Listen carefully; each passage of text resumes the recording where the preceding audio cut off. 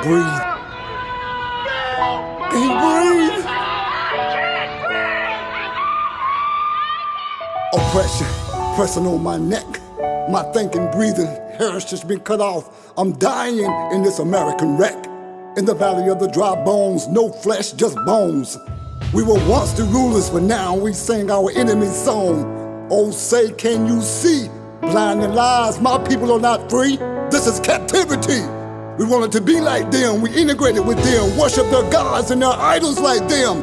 Jacob troubles, pressure, more pressure on the neck. I can't breathe. No oxygen to the brain drives a man insane. The heathen rage, the lions that once ruled the nations roar and roam in a cage. Programmed to kill the offspring with injections, wiping out the bloodline with demon infections, trying to corrupt the most high olive tree so that the natural branches will not return to thee. Choke them out, pressure, choke them out, natural seed, replace them with GMO seeds. Oh no, it will never please the Most High's knees. The chains become tighter around our neck, controlling dog leash. The skin is raw to the bone, can't move, can't see, the whole body hurts. I can't breathe, can't breathe. Simulation, I can't breathe. Incarceration, I can't breathe. Reparation, I can't breathe. Losing my sanity, we can't breathe. Simulation, I can't breathe. Incarceration, I can't breathe. Reparation, I can't breathe. Losing our sanity, we can't breathe. Get off my neck. Year 1600, chains on my people's neck. 1776, no freedom, red, white, and blue around my people's neck. 1863, Emancipation Proclamation, dog leash around my people's neck. 1900, Jim Crow around our neck. 2000, increased poverty, no upward mobility, incarceration around our necks. 2020, heavy chains are on our necks, death is on our necks. We can't breathe, we can't breathe. The enemy are bashed deep into our bloodline. We die, we cry to the Most High. You promised that you would save us from our enemies and from the hand of all that hate us. Murdered black men and women, blood cries out from the dust. Please forgive us, we want a new birth. Most High, please wrap our bones with skin. Breathe life into us again that we may live. Ezekiel, prophesy to these bones. Life, hope, deliverance. Simulation, I can't breathe. Incarceration, I can't breathe. Reparation, I can't breathe. Losing our sanity, we can't breathe. Simulation, I can't breathe. Incarceration, I can't breathe. Reparation, I can't breathe. Losing our sanities, America, we can't breathe. Get off my neck.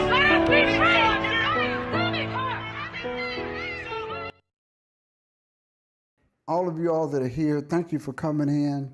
We have tonight a brother that when it comes to certain work in the field of the awakening of who we are, there's certain people that have done certain work in the vineyard that I have high regard for. And that brother is Brother Benayah Israel. Before we get started tonight, I always like to pray. Heavenly Father, we come to you, the God of Abraham, Isaac, and Jacob. We ask that you will look upon us this evening, and as we go into this subject, that you let your face shine upon us. These things we ask. Hallelujah.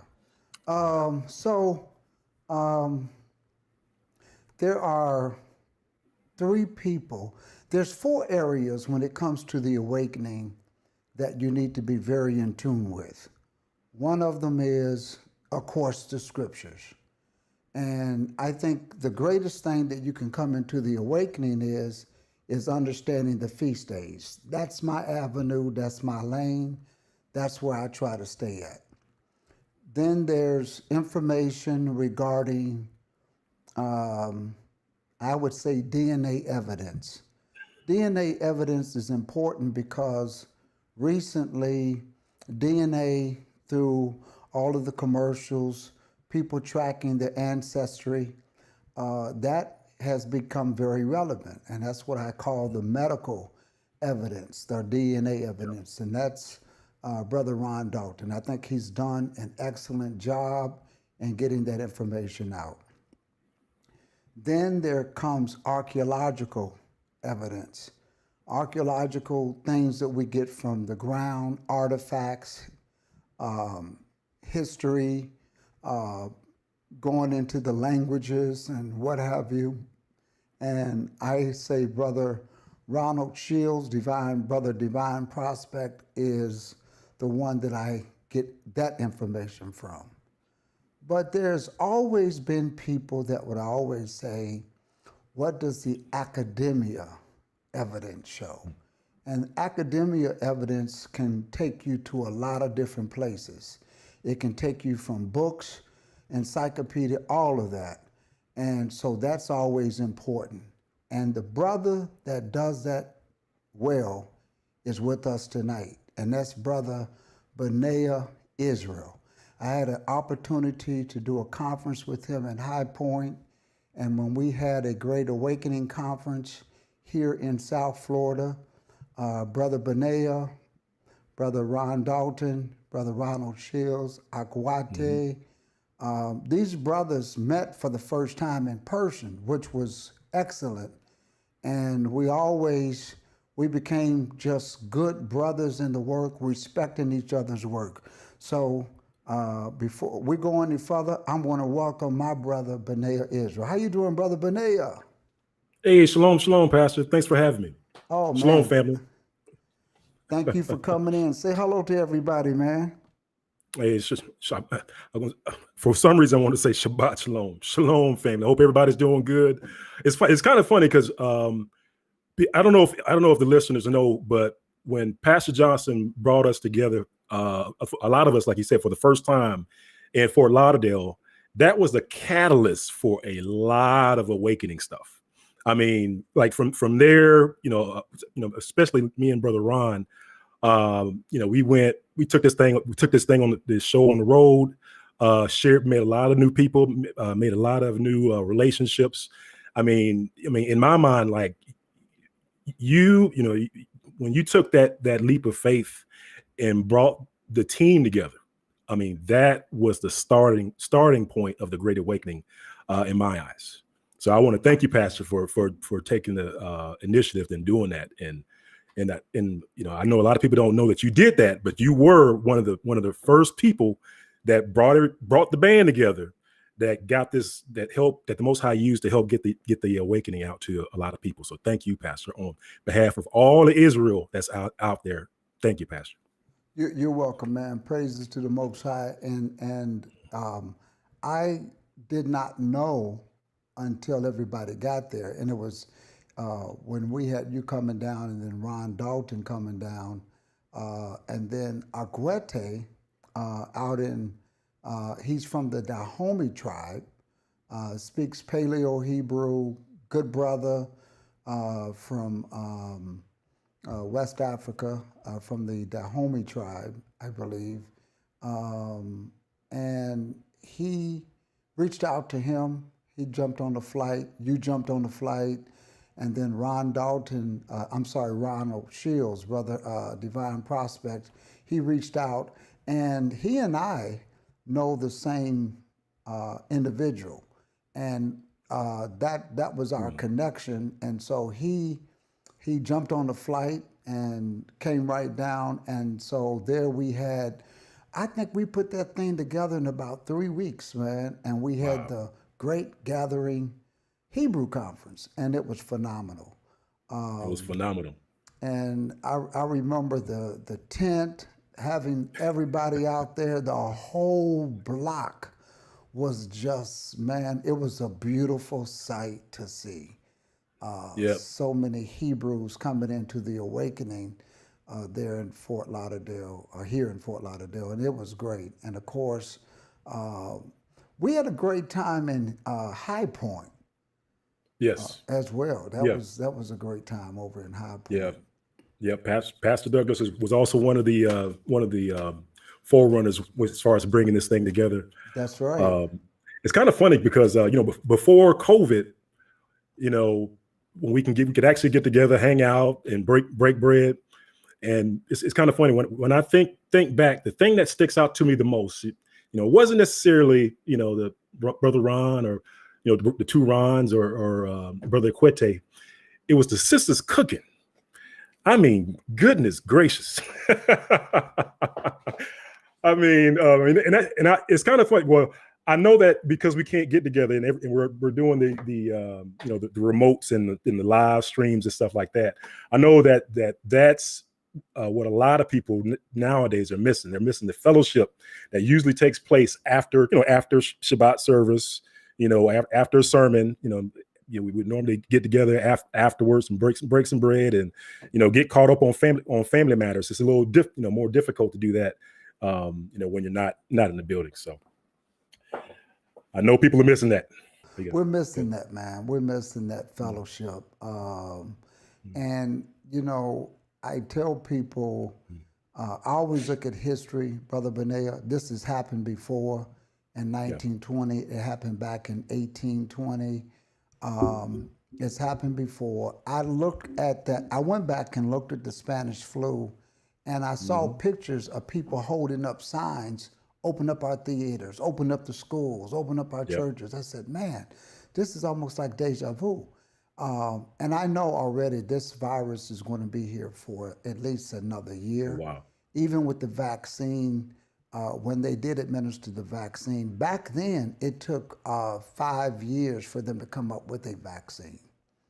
It was up in the neighborhood of 10 before it became effective. And back then, people were very leery of taking a vaccine shot, just like people are today. I don't have an opinion one way or the other on that, but I'm just saying you can just see things unfolding just like it did then. And so going into a second and third wave like we're going into now. So history is good to look at it and to learn from it so you can properly plan from it. A lot's been going on, Brother Benayah. We're getting constantly challenged on the evidence that has been put together regarding this awakening. And the evidence that has been attacked from the DNA, from the archaeological, from all of that. And when it comes to, again, dealing with people who have the information, depending on what people are looking for, I will route them to different people. By far, the most demanded evidence that people want is academic. Show me in the books. Show me written proof. And what you have put together is by far what anybody has expected. There's books that when you brought them out, and we're going to get into that, those books have gone up in price.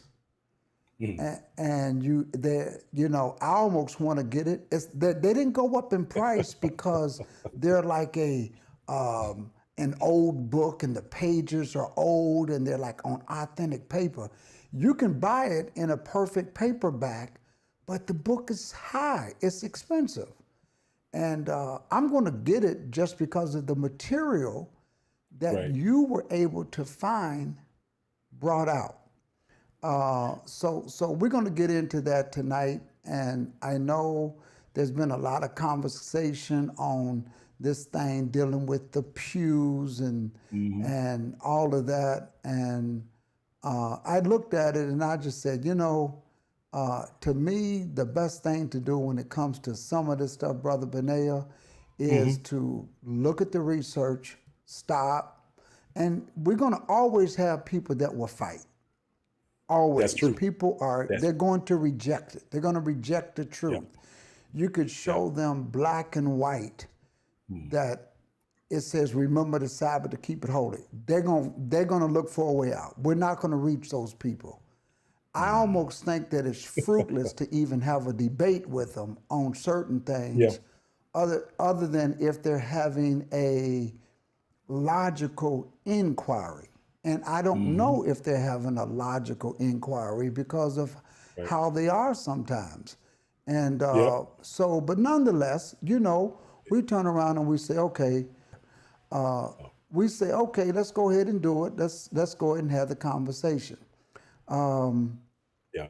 So I said, you know what? I want to reach out to Brother Benayah. Brother Lorvins and I was talking, and I told him I was going to had reached out to you and basically to get you on, because I think that your work is Oh, praise the Most High. phenomenal. I think what you're doing is phenomenal.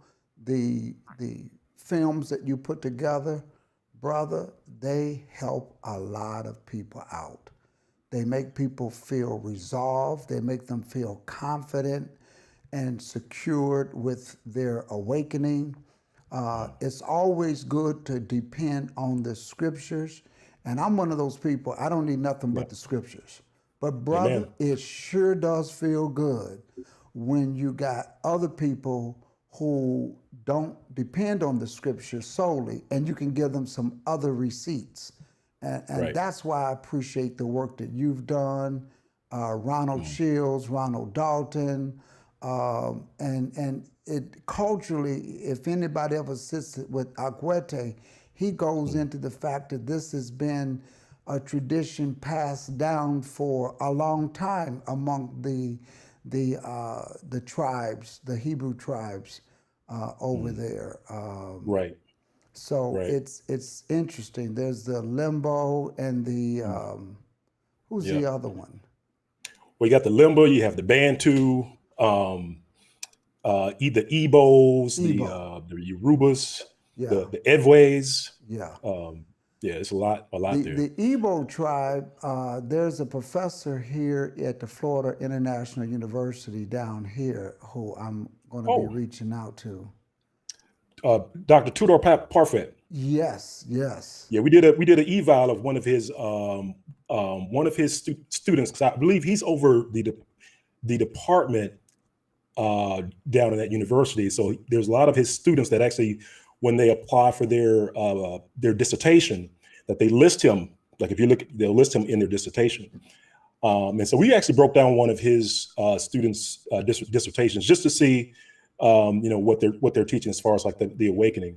Mm-hmm. And it's very interesting. I mean, Yeah. and it's also comforting to us, because when we see institutions like Florida International, or there's actually some universities over in Israel whose students have also did dissertations, who have also submitted research papers, and they're trying to refute some of this information coming out.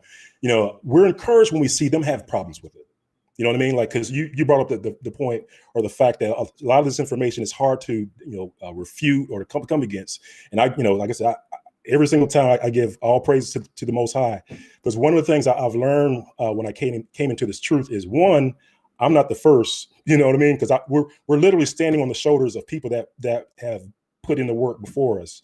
And then two, a lot of it, it's funny because a lot of this information it's understood in academic communities, like in academic circles, like the understanding that before, from the early 1800s and older, like the understanding that it was globally, worldwide, understood that we'll say Jews, but I used to say Brews, but that the Brews were a black, dark-skinned race. Like, they understood that. And it's interesting that you brought up Tudor Parfait. So Tudor Parfait released a book. Oh man, it was called like the Black Jews of America or something like that. But in his book, in like the first 2 chapters, he mentions that. He says that it is globally understood that the Jews were understood to be a black, dark-skinned race of people, and that the understanding of them being a white people is a relatively new phenomenon. So it's funny that when people come against us and they're saying, like, you black Israelites, black Hebrew Israelites, or you black people, black folks are you're making stuff up. You're trying to I think like Brother Ron Dalton would say, you guys are trying to be culture vultures. You're trying to take somebody else's cultures and assimilate it to your own. It's like, no, brother. This information was put out by Europeans, by white folks. This wasn't by brothers. Stop trying to tag brothers to this information. No, this stuff is in these European institutions and stuff like that. So yeah, like I said, all praises to the Most High. And just one last little note, because you mentioned that some of these books, like some of this information, is in older books, and like you said, Pastor Johnson, like the John Ogilvy book. That's one of those old books that if you try to get the original copy yourself, you'll get sticker shock because it costs $56,000 or however much it is, but it's quite expensive. But it's funny, like the other day while we were doing the research on the pews, I came across another book that was and it wasn't $56,000, it was $82,000, and it wasn't even a full book. It was a pamphlet that had to deal with the Sephardic Jews in Savannah and in Charleston, Georgia. So of course I see that, like, the first thing that popped in my mind is John Ogilvy. It's like, whoa, is this another John Ogilvy situation going on here? So Most High willing, we'll bring out the information that's in that $82,000 pamphlet. But just needless to say, that's how people try to keep truth out of mainstream. They put these big high price tags on a lot of this information, and that way a lot of this info doesn't get out to the masses. Wow. So that segs into something that I want to have a discussion on, because you have gone into books, and I know you've gone into libraries and stuff like that. What made you conduct that research? Because when you first did, someone put in the chat room, they said, what is the name of the film that we're referring to? And this is Brother Benayah's, I'm going to put up his website, and there's his website there. Benayah4Israel.org. They can go there and they can see that video, correct? Right. So you all can go there at Benayah Israel, Benayah4Israel.org, and of course wait till after this show and do it. But you can go there and you can look at that film, Hidden Hebrews, and I would tell you, brothers and sisters, you will be blessed with that film, the information that goes into it. And when you go there, I want to do this for Brother Benayah Israel. There is a place where you can contribute, brothers and sisters. Please contribute. Please contribute. And let me tell you why. This work that is being done today is being put on attack. Brother Benayah, I know for a fact, you went over to Savannah, right? Oh, I haven't made it over to Savannah yet, personally. But Most High willing, we will, though, because to do this thing right, we need to take. I would personally like to take some high resolution pictures of each of the pews individually, and just kind of make a work of it, and then send it off to a bunch of professionals and have them dissect it. But yeah, that hasn't taken place yet. Now, we'll get into a little bit of that tonight. The situation with the pews, some of y'all may have seen on YouTube. In the Awakening, there was some pews in one of the oldest churches in Savannah, and it had markings on it, and it was purported, and I say the word purported because that's the way they present it, that it was Hebrew. And that is the fact that is being presented. And so when you look at it, there's people who now drew attention to it to say, is this really Hebrew, or is this just chicken scratch? Somebody just wrote markings. And basically, it's not just markers. If you ever seen Paleo Hebrew, it's written in symbols, and it's very, very authentic in its presentation when you see it. So Brother Benayah has been a part of that recent conversation.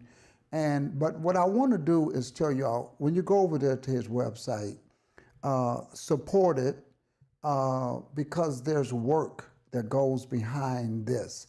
Brother Benayah is the type of brother, he'll go, he'll come, and he just takes care of himself. So I'm asking you all, not him, me, go there. When you go to his website, brothers and sisters, when you look at something and a $25, $50 token in that goes a long way. But go over there so we can help this brother continue this work. Now, Brother Benayah, and that's his website.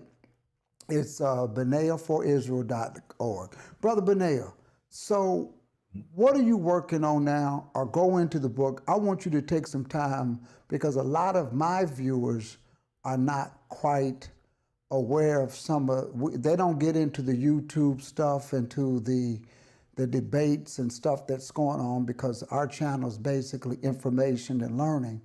What are you doing? What information can you share with us tonight? And I know that we're able to share your screen. And brother, we just want you to do your thing. Okay. Well, thank you, Pastor. Well, just one last comment about the pews. I will say that Pastor Kelly and Pastor Majors, that church has significance, particularly to their family, because they have a family member that was a pastor at that church, right? And they are working. I can tell you that they are working on some additional information that'll help clarify what it is on the pews and stuff like that. And it's kind of funny because even I also, by default, just from doing research and looking at these books, by default, I also have stuff to add to the pews in the church, and I attribute it to the Most High because, if you're not familiar with Hidden Hebrews or some of the work that I've put out, basically, we track the history of the Negro before the transatlantic slave trade.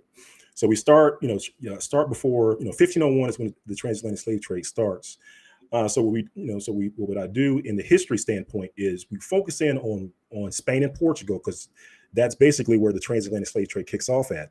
But we look at Spain and Portugal and the history that was going on in those countries, in the mid to late 1400s, and then we basically just follow the history out of those countries, into places like Africa, into institutions like the transatlantic slave trade, into institutions such as the Inquisition.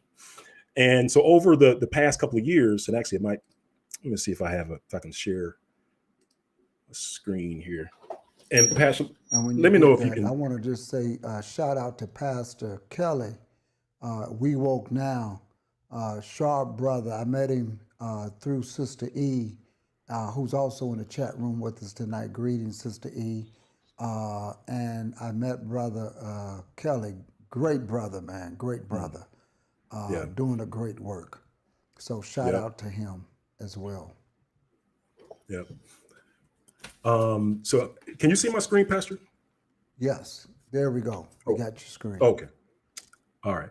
So basically, like I was saying, if you're not familiar with the platform, if you're not familiar with the content, basically it's a history lesson which starts before the transatlantic slave trade. And we start in places like Spain and Portugal, just to see what was going on before the transatlantic slave trade.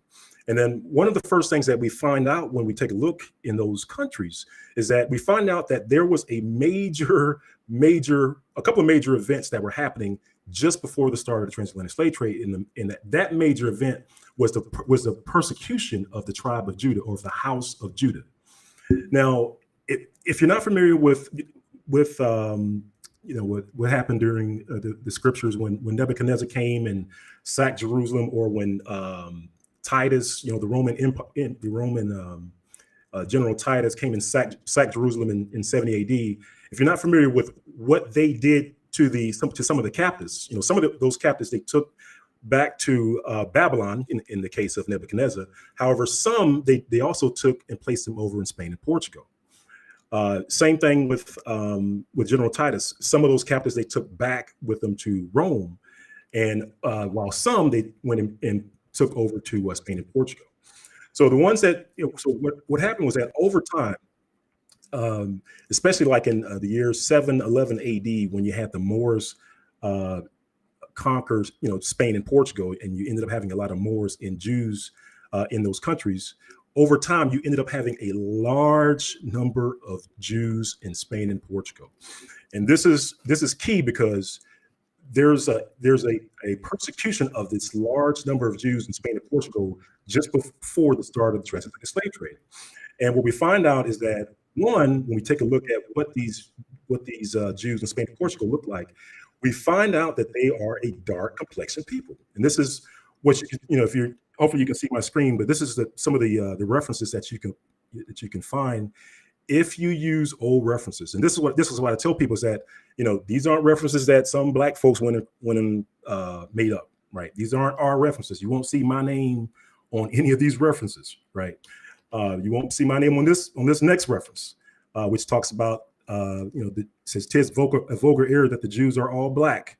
It says, "For this is only true of the Portuguese Jews." Like we didn't write any of these references, but the thing is that a lot of the references from back in the 1700s, 1600s, usually the older you get, the blacker you get. I guess that's the best way to look at it. But you'll find out that the Jews were consistently described as black, and that's what people such as Tudor Parfait, which you brought up before in Florida International, and also people in Israel, that they understand. Like that's an academic fact, right? That's not something that to your point, Pastor, it's not something for us to have a debate about because it's just known in academic circles. It's just that we as a people, we don't necessarily do a good job when it comes to this particular part of our history. So and to find this history, I try to get, because I want people to be able to reproduce and find this history on their own. So it's one thing for us to do presentations, and that's one thing that we did a year or two ago when it was me and Brother Ron Dalton, and like you said, some of our traveling buddies.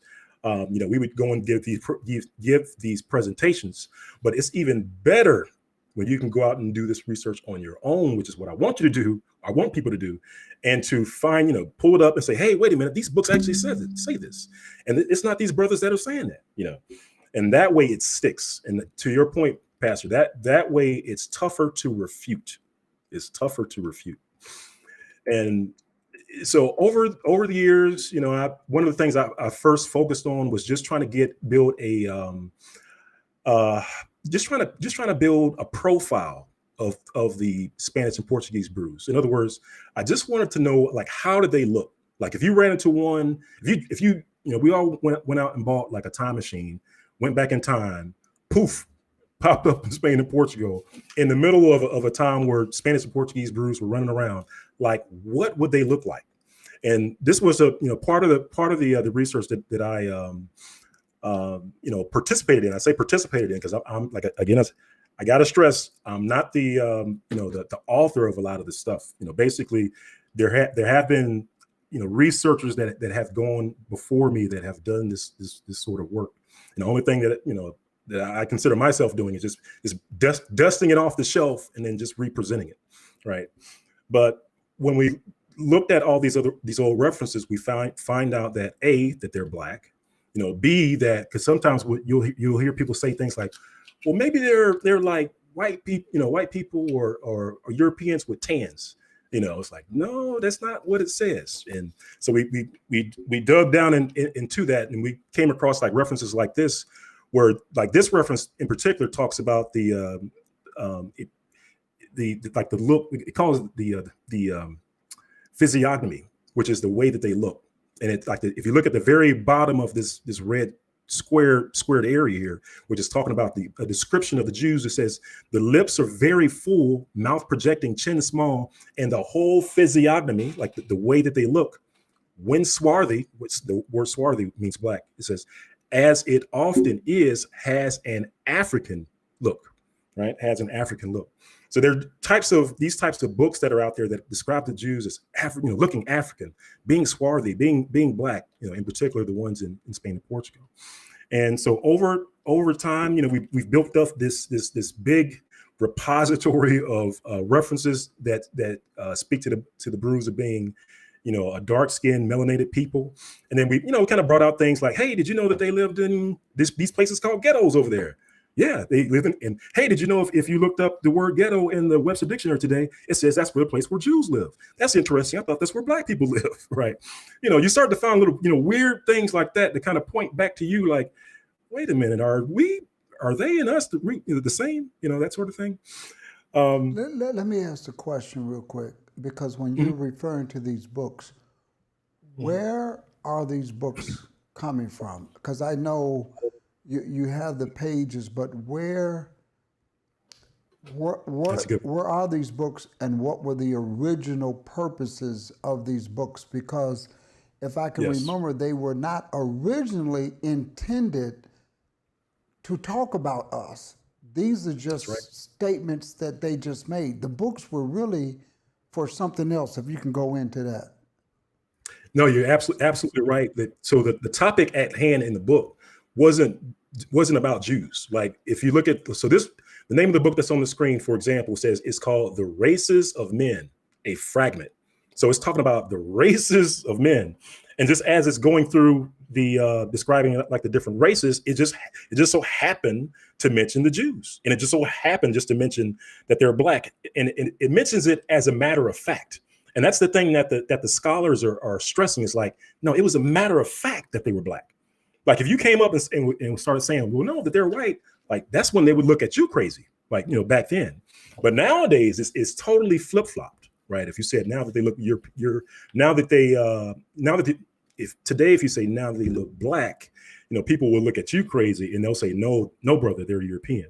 But to your point, as far as, where can you find these books? A lot of these books, they're not in your local library. They're actually in institutions of higher learning, such as colleges and seminary schools.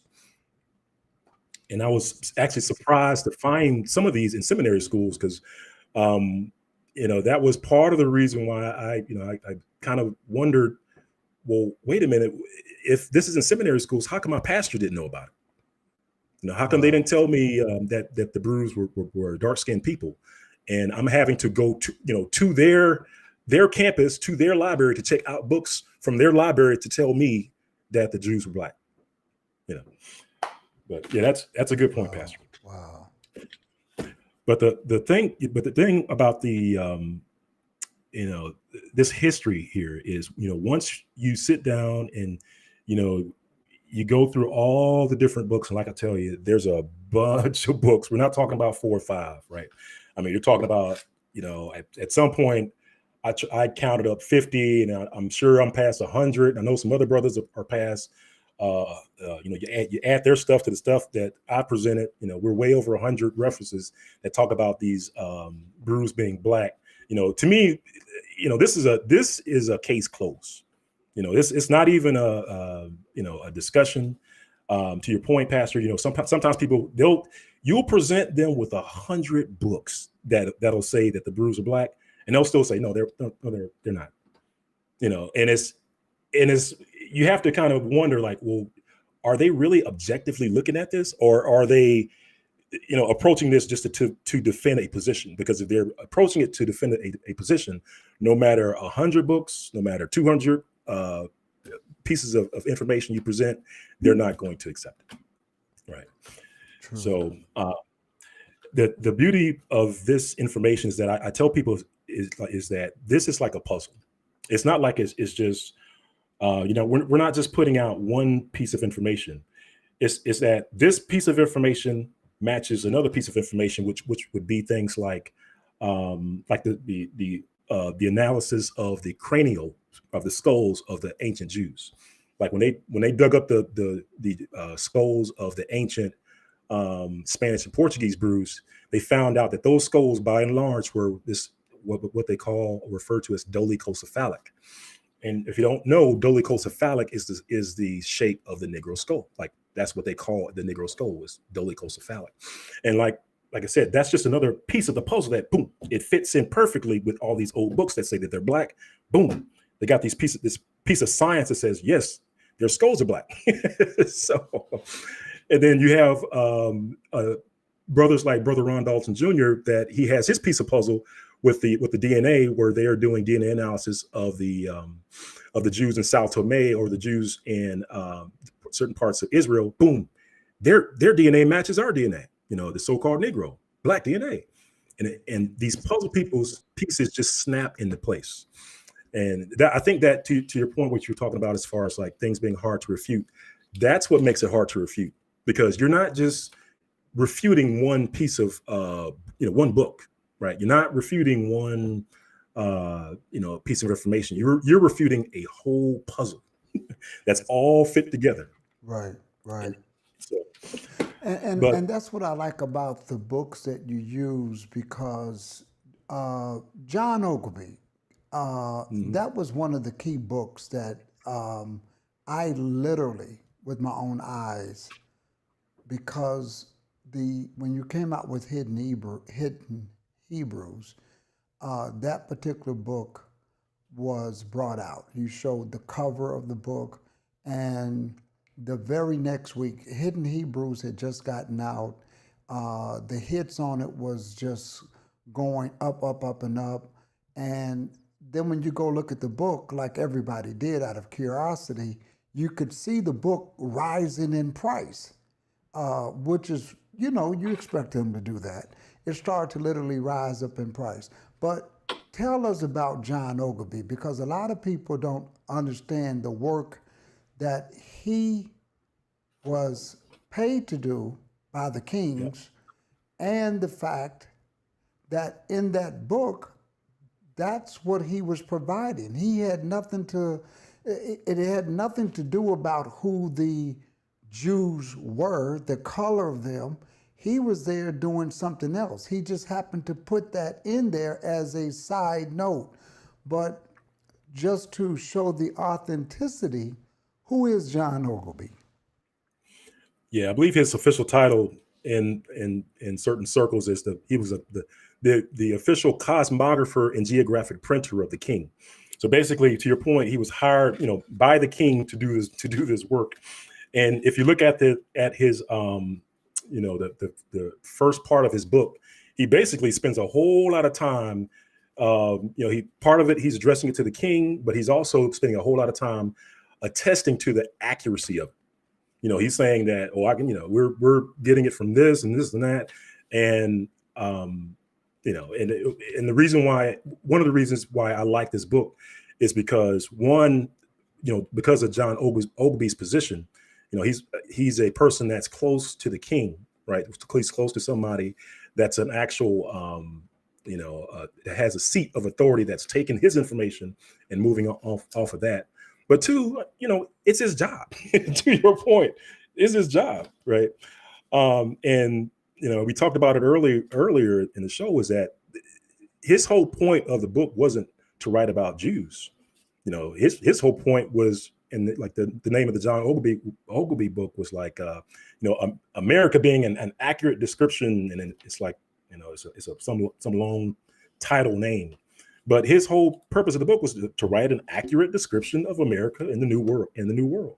And within that accurate description, he also described the Jews, and he described, how the ones from Spain and Portugal were actually taken from Spain and Portugal and placed on the west coast of Africa. And it also told why they were placed on the west coast of Africa in the exact same places that the transatlantic slave trade would kick off less than 10 years later. I mean, it showed that they were, they were being forced to accept Roman Catholicism, right? Roman Christianity, and that these Jews, they would not capitulate. They would not go over to the dark side, and for that, that's why they were persecuted, and that's why many of them were placed on the west coast of Africa. And I don't know if you can see that screen, but and I just showed it, and that segues into a question that is in the chat room. One is, did you do any work on the Dutch side of it as of yet? That was one of the questions in the chat room. Have you found any information from the Dutch?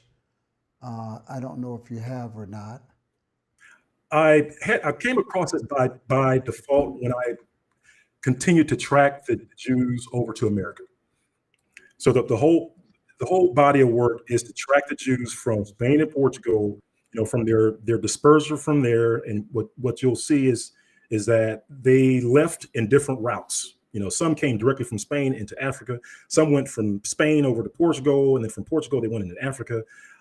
Some came in by way of, by children, the children being taken from their parents, dropped off in various places and raised by their enemies. And that's another thing that we're going to get into in, most high willing in some of these other videos is about, we're going to take a look into what happened to these children that were taken from their parents and given over to Roman Christians to raise, because those people actually become a people. And they become a significant force, they play a significant role in the transatlantic slave trade and in slavery and stuff like that. But a lot of folks don't know about it. So it's worth, I think it's worth a video or two to explain that.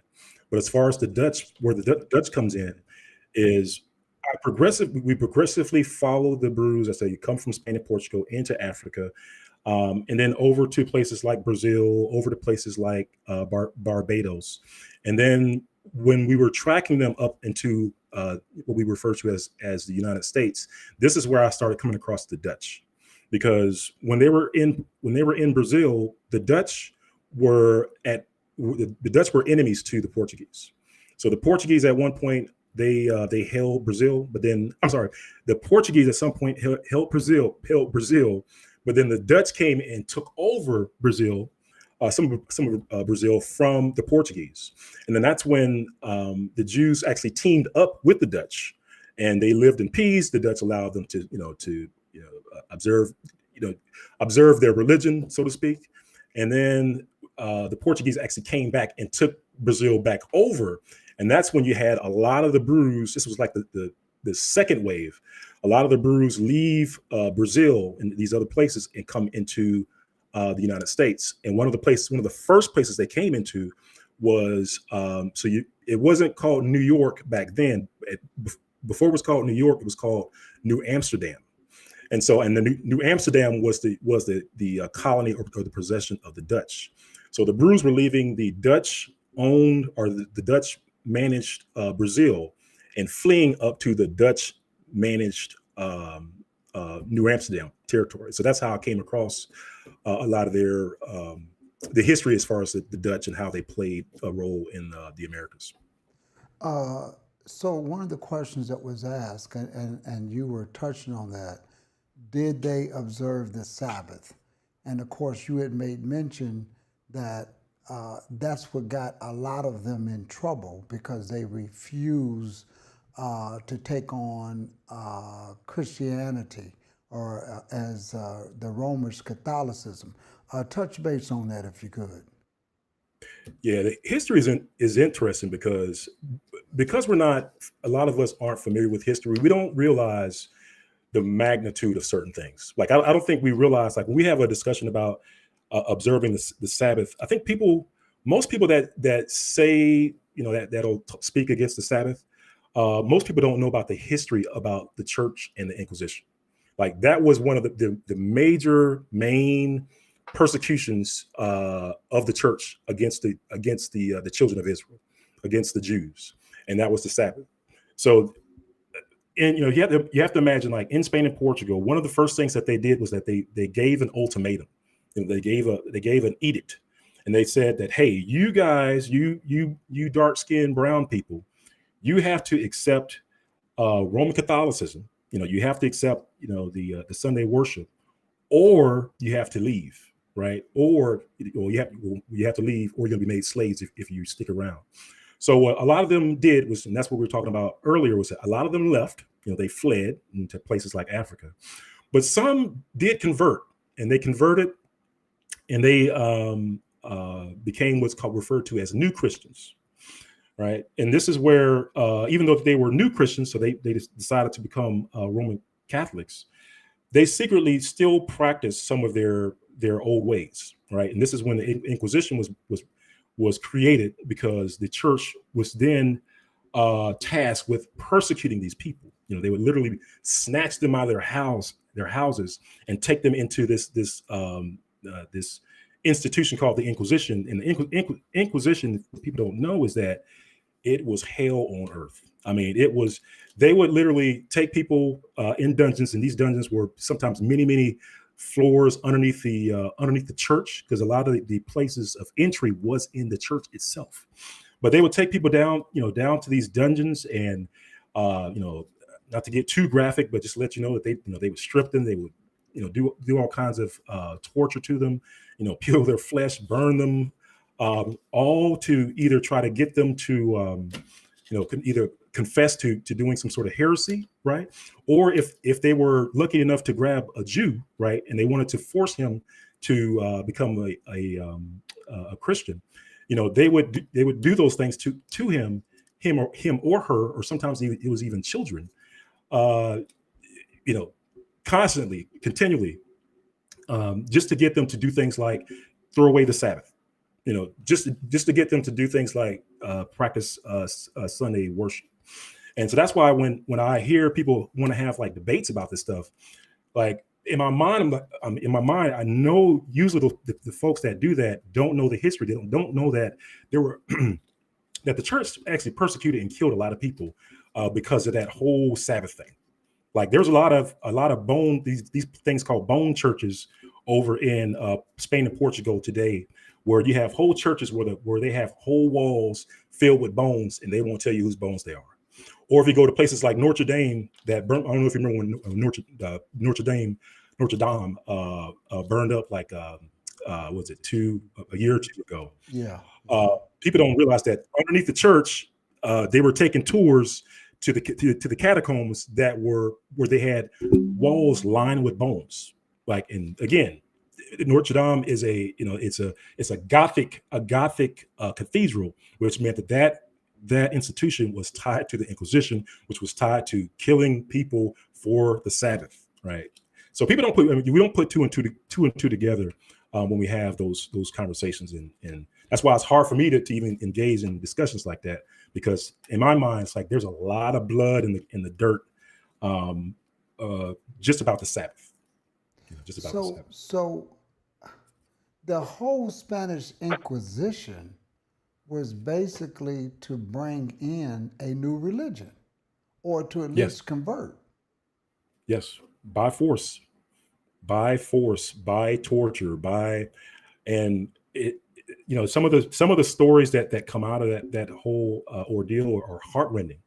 You would have there was one story of a husband and wife that they were taken from their homes and separated and put in different dungeons. And over like 2 years, they were tortured. Over 2 years, they kept coming to him and said, "Hey, you ready to come off that Sabbath? Hey, you ready to observe these new Pope feast days?" And they would not do it. And you're talking about Hebrews. You're talking about Hebrews. Jews. And somebody asked a question, are the Jews, when you mention the word Jews, are this Judah, Levi, and Benjamin? For the most part. Yeah, for the most part. There are different references that will give you a different mix. But I think the safe bet is to say Judah, Benjamin, and Levi. So when you say they were tortured, I had interrupted. I didn't mean to, but I wanted to just to bring that up. Go ahead and finish that. Oh no, I just saying that they were tortured, like this husband and wife. They were taken from their homes. They were separated. They were tortured separately for over a year. And then what the whole thing with the Inquisition is that they'll keep torturing you. And if the people or persons don't capitulate, like if they don't switch sides, then the last step is execution. And the execution is by a ritual or ceremony referred to as an auto de fe. And that occurs during Sunday church. And it's either held at the church, or if it's big enough, is held at the city square. And there's usually a sermon that's given. It's usually a festive day. And what it culminates in the burning of these Hebrews, of these brews. And so they would strap them to a pile, sorry, a stake. And at the bottom of the stake, if you can imagine, there's these wood piles at the bottom, and they would be bound with their hands tied behind their back. And then, of course, like the last thing that will happen is that they would set them on fire. And this would be, like I said, if it was at a city square, you would have throngs of people in the stands, right? Cheering for this to happen. And one of the stories I wanted to bring out, and it's kind of, I just haven't found the reference again, but it's this story about, one was these two people, this husband and wife. They didn't know what happened to the other, and it wasn't until their day to be executed came. And so when the day to be executed came, they, basically what they'll do is that they'll have a procession from the jail up to the place of execution. So from the jail, either up to the church, or from the jail up to the city square. And if you ever went back in time and actually looked at this procession, it would look just like a KKK procession in the States, where you would have people dressed in either white robes, and they would have these cone hats, and they would have these torches in their hand, and as they would arrive at their destination. And it wasn't until they arrived at their destination, and they're being attached to these poles, that this husband and wife actually saw each other for the first time over 2 years, and they caught a glimpse of each other, and their eyes locked for a moment, and they both smiled at each other, because they knew that they did not capitulate and throw away the Most High's Sabbaths, right? And that they would rather be burned at the stake at church on Sunday rather than to switch sides. So that was a very heartrending story that I think that it needs to be told. But you need to know that there are many stories like that. Many stories. When we were in High Point, I looked at a film. I did a film on John Ogilvy. I did a Google search on John Ogilvy, and the universities and those in the academic world attributed the inch to scale invention to him, where you got a map and it's got like a little inch, and they say this every inch is 500 miles. John Ogilvy is the one that invented that. So when we were there at High Point, I was able to go online and look at the book that he wrote. But before I did that, I went on YouTube and I found what he did and why the king used him. He was actually out mapping the world, so to speak. But in one of those books, he writes a letter to the king to talk about the atrocities that he had witnessed, what you're talking about, the torturing that was taking place.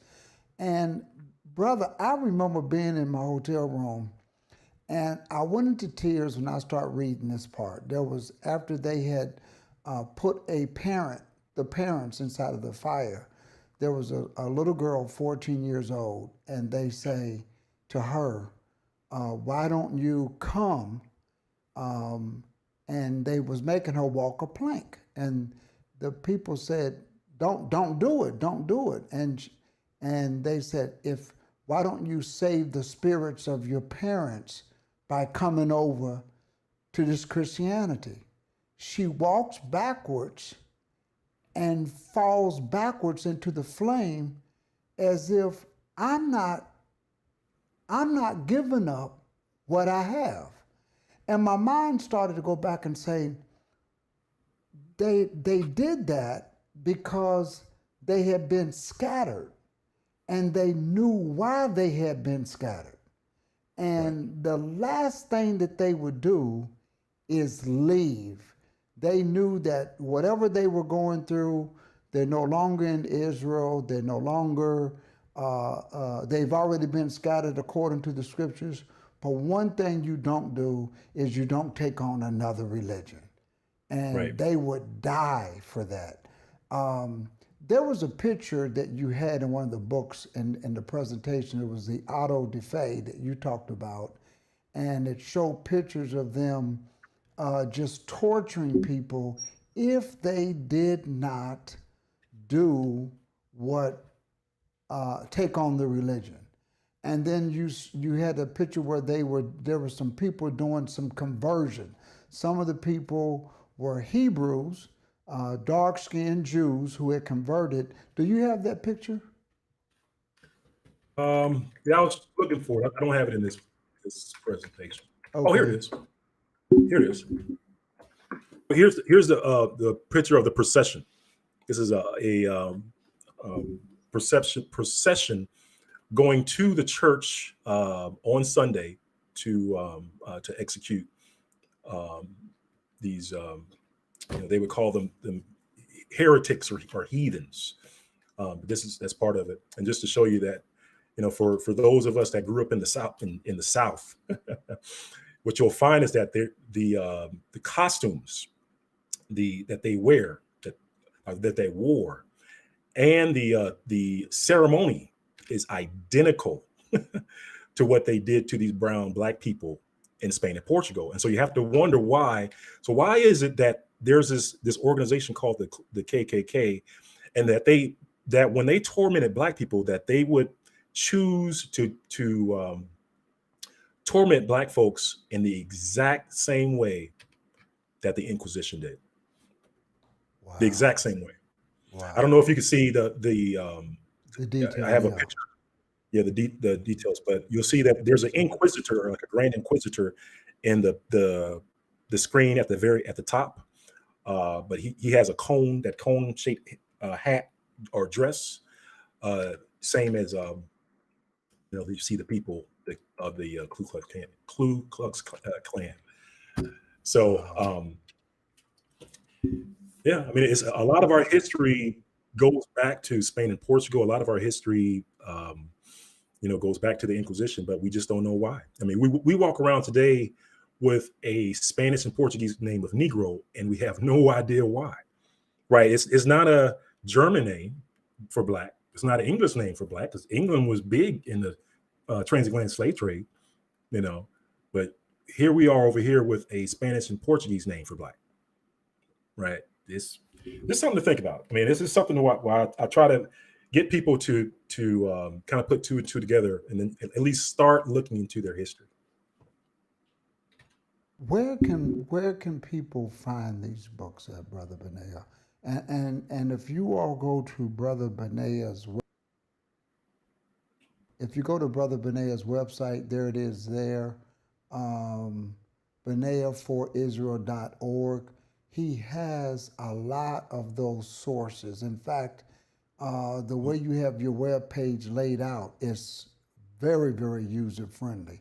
It's got all the books, it's got all the references, it has all of that. So you all go to benayahforisrael.org, benayahforisrael.org, and you could see those actual references that Brother Benayah put in.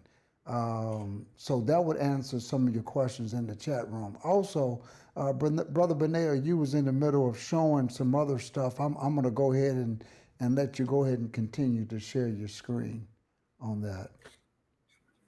No, I think for the most part, I just wanted to show the how the Inquisition and how you see forms of that over here in the U.S. And we're just ignorant of this part of our history. And earlier I don't know if you remember or not, but I was telling you about the bone churches, right? And these are churches where these churches are usually across the courtyard from the institution, from the Inquisition building. Like in this case, over in Spain and Portugal, you would have like the Inquisition building, then you would have a courtyard, but then you would have this thing called a bone church, where they would have walls that were made up of human remains, right? And if you look at if you ever look into the Inquisition, you'll see that they took care of a lot of people this way. and then it's talked about them putting lime on the bones to,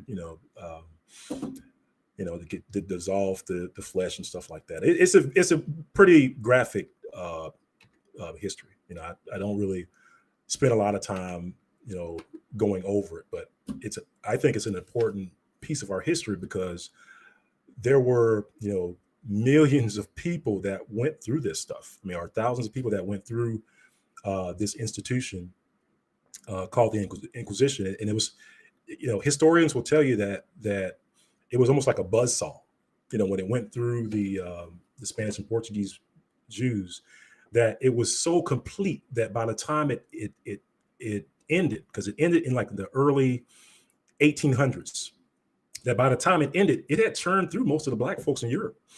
And a lot of the like researchers nowadays, when they look at Europe, they look at the history of Europe, they can tell that at some point there was a significant black population in Spain and Portugal and in Europe. And one of the puzzles that they're trying to figure out is, well, where did all these black people disappear to? It's like we see them there in history, but all of a sudden, poof, they disappeared. And but the reason for a lot of the confusion is like they don't want to apply the Inquisition as one of the reasons why these black people just poofed, disappeared in Europe, right?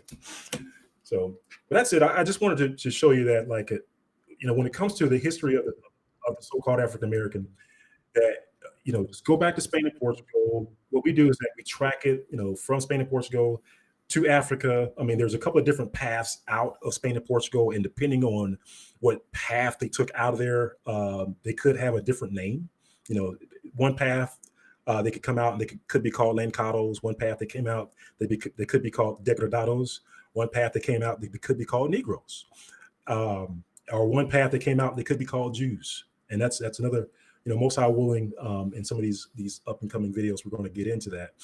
But the main thing to keep in mind is that as they left and they went over to places like Brazil or Barbados, and then eventually made their way up into the United States, this is where the history of we'll call these people, their history intersects with our history, right? This is like when you start looking at your history books and you look at things such as the transatlantic slave trade, and you figure out that in 1501, when the first slaves came over across the Atlantic, that by law, that the first slaves had to have been born in Spain and Portugal.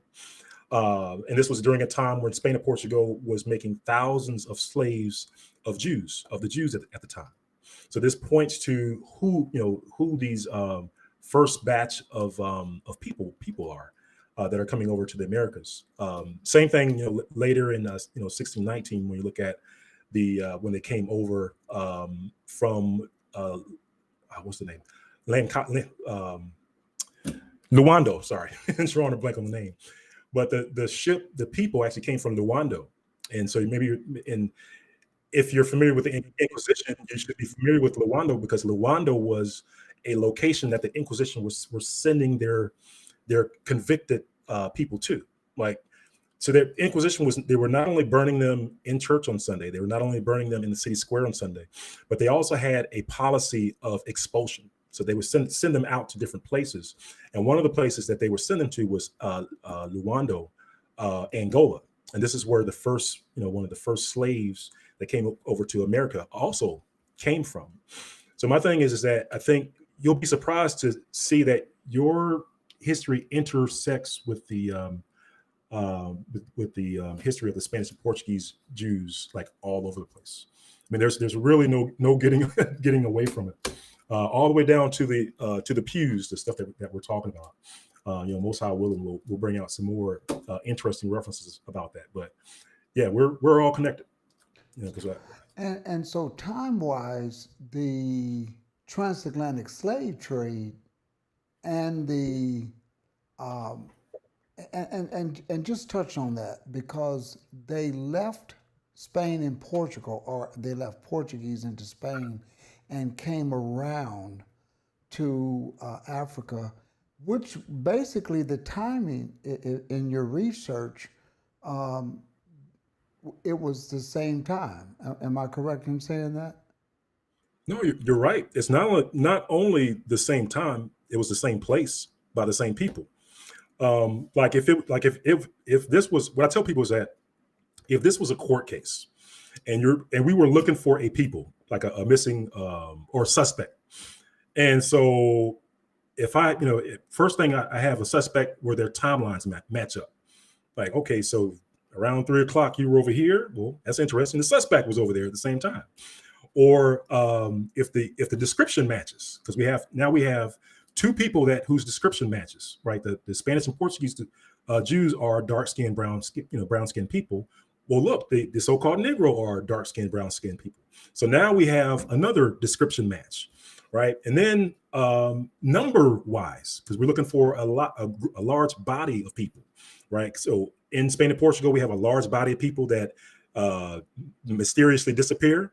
Well, over in the transatlantic slave trade, we have a large body of people that mysteriously, starts getting loaded on these ships.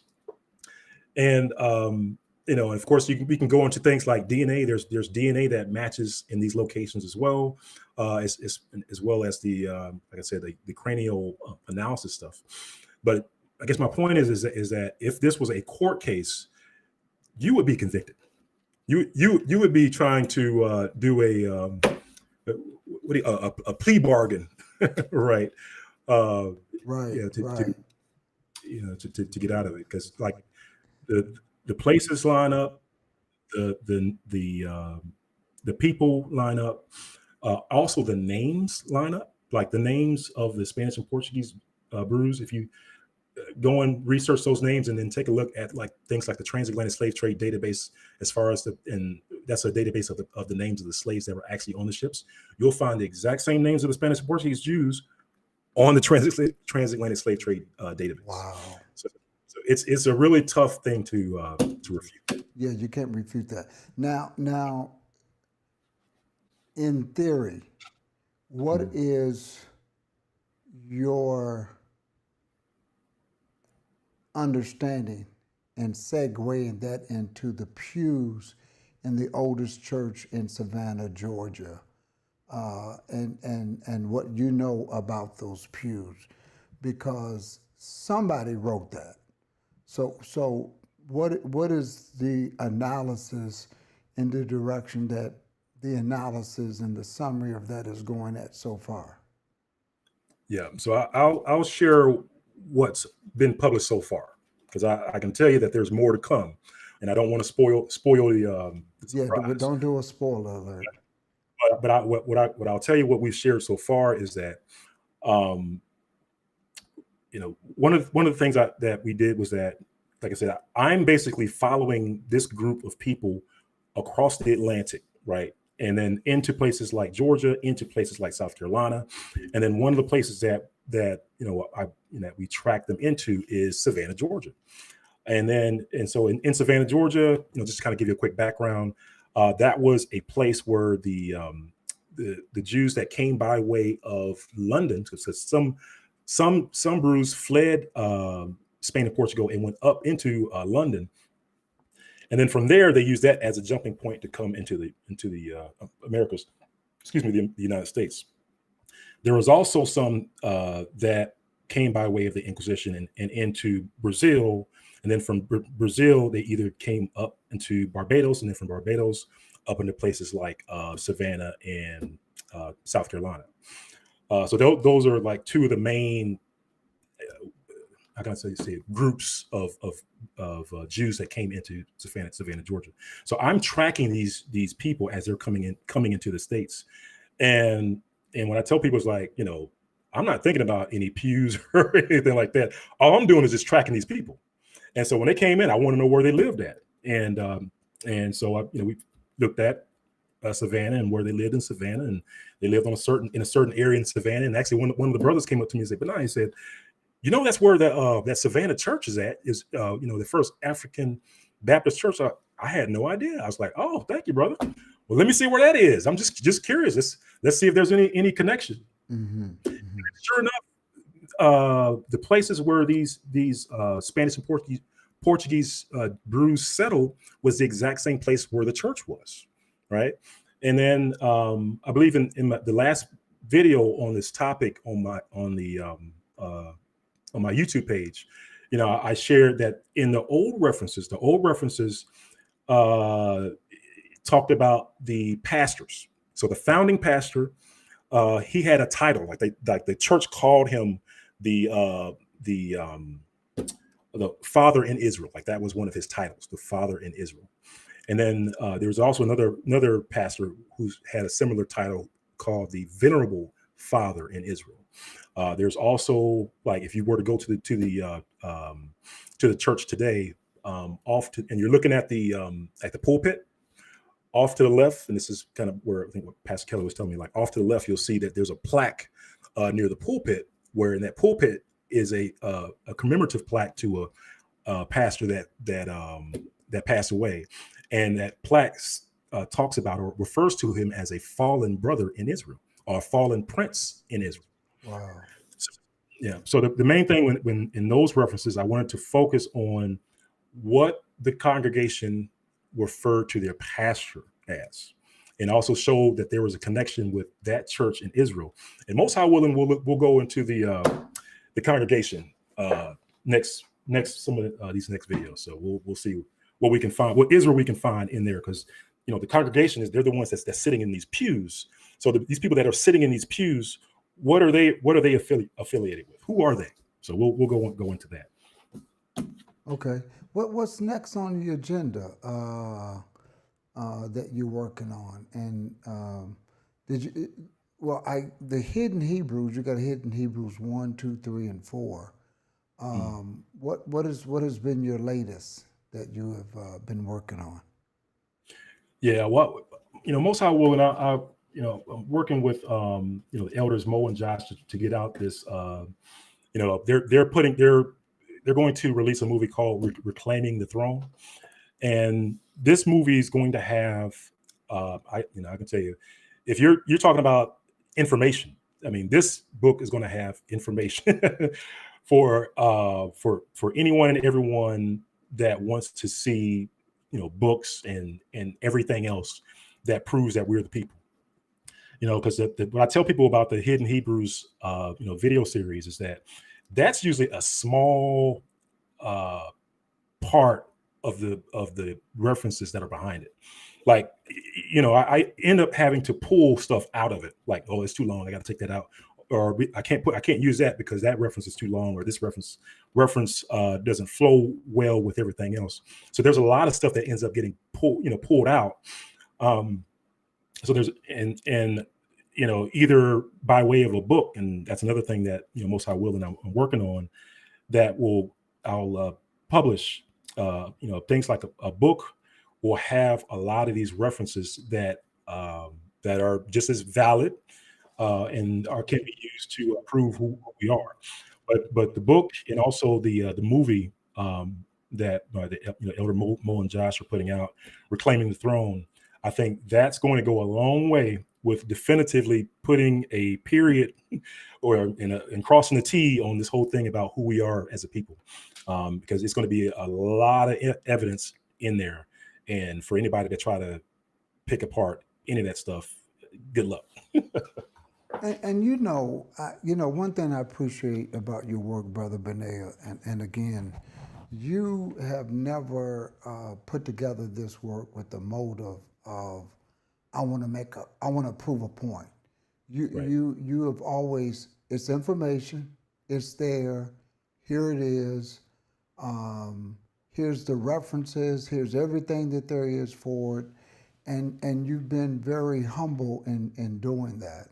And so I commend you for that, my brother. I really commend you for keeping the humility that you still have, and I know that the Most High will keep you with that, brother, and that you'll continue because that's your personality. That's just really who you are. So my prayer is that you'll continue to just keep that humbleness, continue to put out that work, my brother, and put those hours in, because that's what our job is to get to that kingdom. That's what we're trying to get to. That's going to be right here on this earth. I like to plug that in. So we really appreciate your work. So that's Brother Benayah's website, Hidden Hebrews. It's Benayah4Israel.org. You all go over there, check it out. And one of the things that you all do when you go over there, again, this brother's doing research. He's doing a lot of things. There's a PayPal. Put something over there, help out. And again, he might get on me afterwards for asking for a particular amount, but I just feel like let's do it. Let's do it. So I'm gonna go over there. I'm gonna put in a contribution because I like what he's doing. I like the information he gives out. Black History Month, as they have it, is, of course, every day is our history, but that is a time of the year that my teacher, Pastor Bowie, he does a 5-week lesson on this. So we'll be tuned in every day of the Sabbath into those lessons. If COVID wasn't here, I would be up there spending at least 2 Sabbaths to get those lessons in. But this is work that you can go to Brother Benayah's site, you can look at it, you can look at these films and videos, and brothers and sisters, they will be a blessing to you. That's all I can say. Brother Benayah, I started to read the references that you have in there, and some of them were done by lieutenant governors right here in the United States, and they paid people to make sure you keep this information. And these were Gentiles. They said, listen, keep this information, put it in the book, archive it, because it seems like everybody knows who we are except for us. Right. You're right. But And if we I, fight it. yeah, I was gonna say if I could give a shameless plug to another brother that's putting in some work. That's Brother Dante Fortson. He has an excellent site as well. Just for those people that are looking to get a hold of references, his site is way more updated than mine. But that's blackhistoryinthebible.com. That's blackhistoryinthebible.com. But also check out his site because you also um, will have access to a lot of information that you'll be able to share with family and friends and just prove Absolutely. who we are. Shout out to Brother Dante. I have not met him Yeah. yet or spoken with him, but heard about his work. So shout out to him and the work that he's doing. And I know Pastor Kelly is doing some Yeah. stuff behind the scenes with the Pew issue, and of course, Brother Benayah. As humble as you are, brother, we appreciate the work, the hours. It don't stop burning with you, my brother. It doesn't stop burning. Hallelujah. We will get you back on again, Brother Benayah. Thank you. But Thank you, shout Pastor. out to you. Shout out for the work that you're doing. And it's tight, brother. We just want to encourage you. It's tight. Again, y'all go over there to Benayah4Israel.org. That's the website right there. So thank you, Brother Benayah. Any final Thank you, remarks, Pastor. my brother? No, thank you for having me on, Pastor. It's been a pleasure. Um, Thank you, family, for tuning in. Hopefully, you learned something today.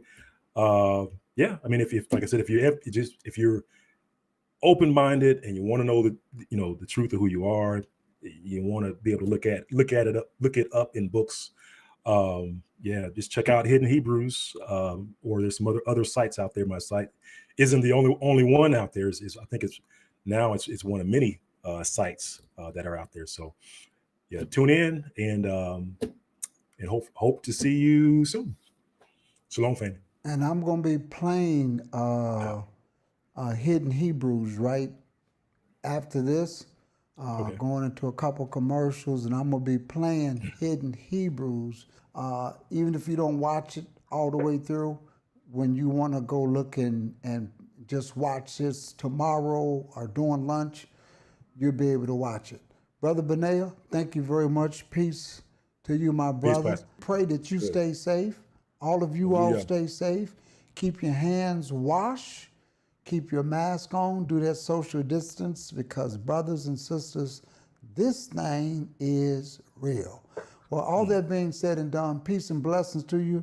Thank you, Brother Benayah, for coming on. All of you all stay tuned. And Brother Benayah, we'll talk to you soon, my brother. All right.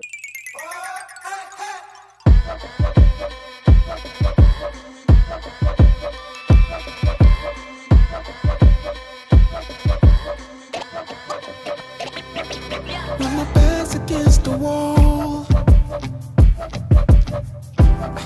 and I feel the hope is gone, when my friends and family leave me, I know I'm never alone. You'll be right there. I'll never cease to call your name.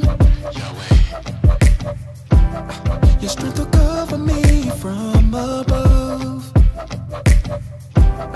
I'll pray you keep me from the evil one. And when I think that you're gone, you're always there. And everything you do for your own glory. And that's why I'll give your great name praise. You're my King, and I am so glad that you've chosen for me. You're mighty, and I am so glad that your grace fell on me. Now I have true peace with you. Whenever I fall and I feel like getting on myself, I just remember who to call. Your spirit's always there to help. Whatever my flesh, I'll never cease to call your name. Yahweh, you're my ever-present help. I'll pray you keep me from the evil one. When I feel like I'm alone, you're always there. And everything you do for your own glory. And that's why I'll give your great name praise. You're my King, and I am so glad that you've chosen for me. You're mighty, and I am so glad that your grace fell on me. Now I have true peace with you. One day we gon' bow before your throne, and we gon' cry, holy, holy, holy. And we'll praise forevermore, forevermore, forevermore. You're my King, and I am so glad that you've chosen for me. I was dead in sin, but you came in and you made me alive. And I am so glad that your grace fell on me. Now I have true peace. You're my King, and I am so glad that you've chosen for me. You're mighty, and I am so glad that your grace fell on me. Now I have true peace.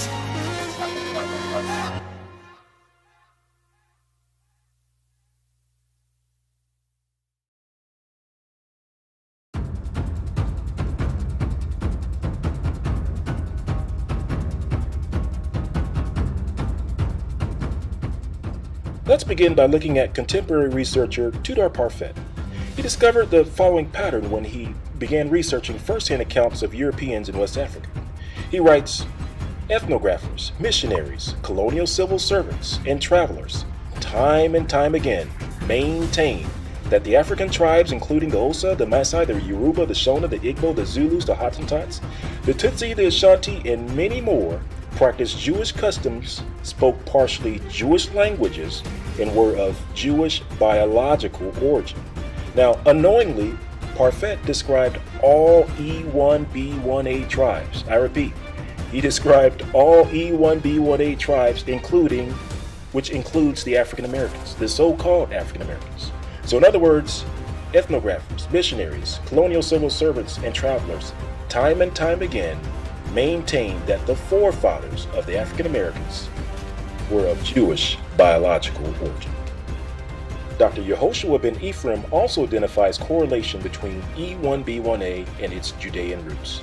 I strongly recommend checking out his Facebook page on E1B1A. Next, let's look at a map of Africa shown in the back of a book authored by Duke University professor Alan Godbey.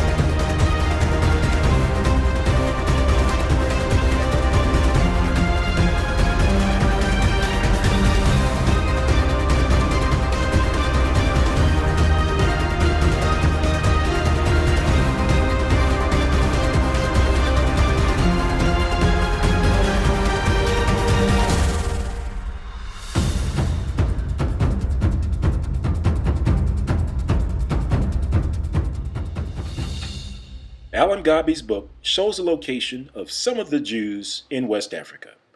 Tudor Parfet's research explains that writers of antiquity, or writers during the time of slavery, insisted that Jews lived on the west coast of Africa. And you may wonder, why would Jews live on the west coast of Africa? Well, in order to answer that question, we have to first go back in time. Back to the time of Moses. Back to a time when a rock cleaved in two. We must go back to a time when Moses and the children of Israel camped at the base of Mount Sinai, at the base of a burning mountain, and entered into the covenant with the Most High Yahweh. The Most High Yahweh set forth before them life and death, blessings and curses. In other words, the Most High Yahweh gave Israel a choice. If Israel chose to obey Yahweh's laws, statutes, and commandments, Yahweh promised to place them above all the people of the earth. He would make them a kingdom of priests and a holy nation. However, if Israel chose not to obey Yahweh's laws, statutes, and commandments, he promised the curses. He said the curses would overtake and pursue Israel, and that they would be removed into all the kingdoms of the earth.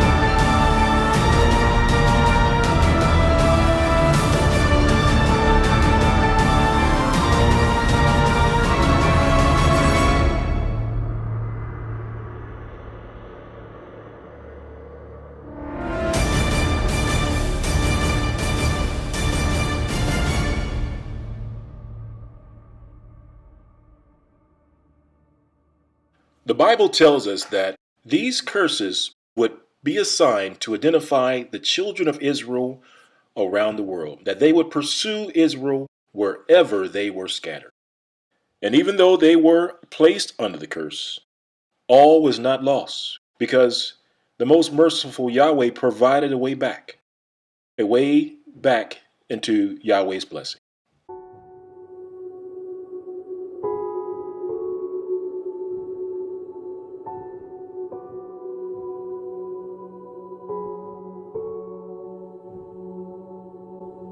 And it shall come to pass, when all these things are come upon thee, the blessing and the curse, which I have set before thee, and thou shalt call them to mind among all the nations, whither the Elohim thy Yahweh has driven thee, and shalt return unto the Elohim thy Yahweh, and shalt obey his voice according to all that I command thee this day, thou and thy children, with all thine heart and with all thy soul, that then the Elohim thy Yahweh will turn thy captivity and have compassion upon thee, and will return and gather thee from all the nations, whether the Elohim thy Yahweh has scattered thee.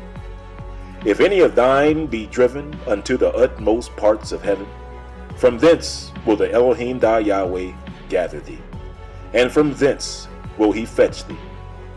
And the Elohim thy Yahweh will bring thee unto the land which thy fathers possessed, and thou shalt possess it. And he will do thee good, and multiply thee above thy fathers.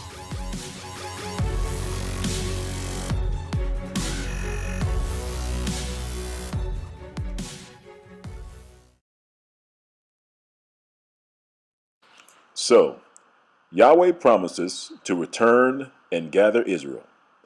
This is prophesied to take place on the great and terrible day of the Lord. For example, in the 50th chapter of Psalms, it reads, Our Yahweh shall come, and shall not keep silent. A fire shall devour before him. It shall be very tempestuous round about him. He shall call to the heavens from above, and to the earth, that he may judge his people. Gather my saints together unto me, those that have made a covenant with me by sacrifice. And the heavens shall declare his righteousness, for Yahweh is judge himself. Selah. Matthew 24 reads, And he shall send his angels with a great sound of a trumpet, and they shall gather together his elect from the four winds, from one end of heaven to the other. Mark chapter 13 reads, In those days after that tribulation, the sun shall be darkened, and the moon shall not give her light, and the stars of heaven shall fall, and the powers that are in heaven shall be shaken. And then shall they see the Son of Man coming in the clouds with great power and glory. And then shall he send his angels, and shall gather together his elect from the four winds, from the utmost part of the earth to the utmost part of heaven. Now, the identification of the elect can be found in the 45th chapter of Isaiah, and it reads, And I will give thee the treasures of darkness, and the hidden riches of secret places, that thou mayest know that I, the Elohim, which call thee by thy name, am the Elohim of Israel. For Jacob my servant's sake, and Israel mine elect. I have even called thee by thy name. I have surnamed thee, though thou hast not known me. Likewise, the 148th chapter of Psalms defines the saints, and it reads, He also exalteth the horn of his people, the praise of all his saints, even of the children of Israel, a people near unto him. Praise ye the Elohim. In summary, Christ, and only Christ, will return and gather the scattered children of Israel. He will send his angels to the four corners of the earth and gather the children of Israel. This will occur on what's referred to as the great and terrible day of the Lord. While living in the land of their captivity, Israel wrote songs telling of the impending rescue from their captors. Kumbaya, my Lord, kumbaya. Kumbaya, my Lord, kumbaya. Kumbaya, my Lord, kumbaya. Oh Lord, kumbaya. Kumbaya, my Lord, kumbaya. Kumbaya, my Lord, kumbaya. Kumbaya, my Lord, kumbaya. Oh Lord, kumbaya.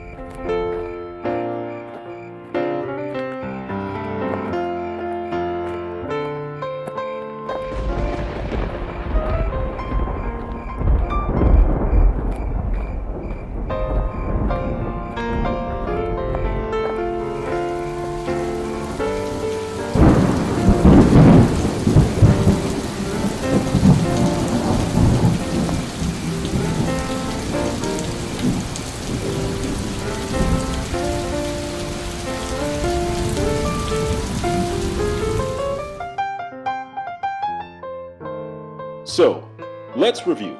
Israel entered into a covenant with Yahweh. However, Israel failed to uphold their side of the agreement. Therefore, Israel was placed under the curse. And part of the curse was that Israel would be scattered to all the nations on the earth, and also that their children would be given to another people. I recommend reading the 28th chapter of Deuteronomy in its entirety. Okay, now that we know Israel was scattered among the nations, let's look at the different ways in which Israel was scattered or dispersed. So, the first dispersion was the Assyrian dispersion. This dispersion involved the scattering of the northern tribes. The next dispersion is the African dispersion.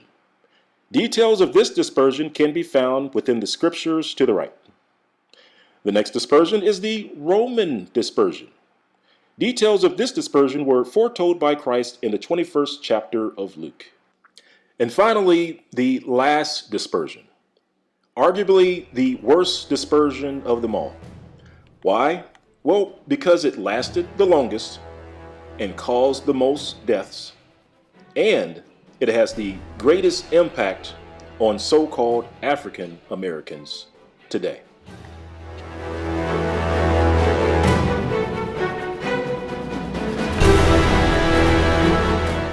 The Inquisition dispersion. To understand why this dispersion impacts so-called African Americans most of all, we need to go back to the beginning of the transatlantic slave trade.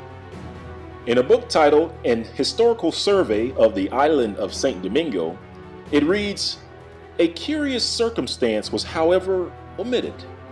When the Portuguese first began the traffic in Negroes, application was made to the Pope to sanctify the trade by a bull, which His Holiness issued accordingly.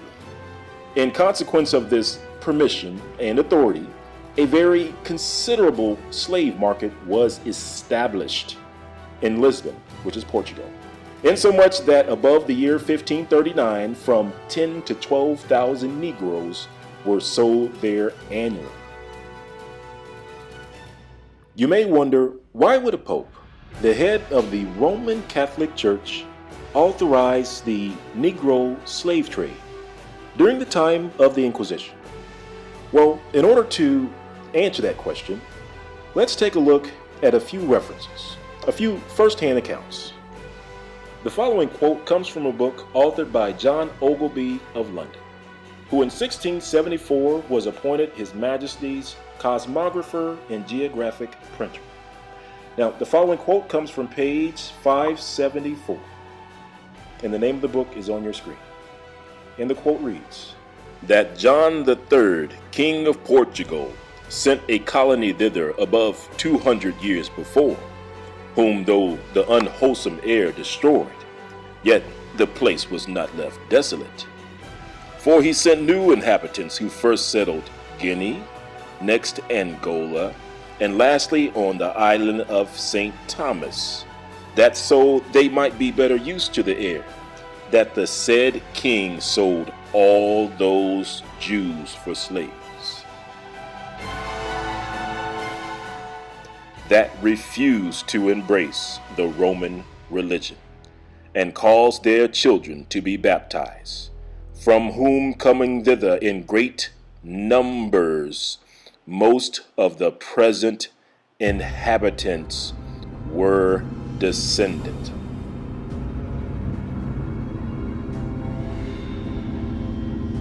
In other words, the present inhabitants of Guinea, Angola, and St. Thomas were descended from the Jews. Keep in mind that Guinea, Angola, and St. Thomas are on the west coast of Africa, and that the King of Portugal placed the Jews on the west coast of Africa in great numbers because they refused to embrace the Roman religion. Now you understand why the Pope authorized the Negro slave trade. Here's the quote in its entirety. Please press your pause button now to read it for yourself.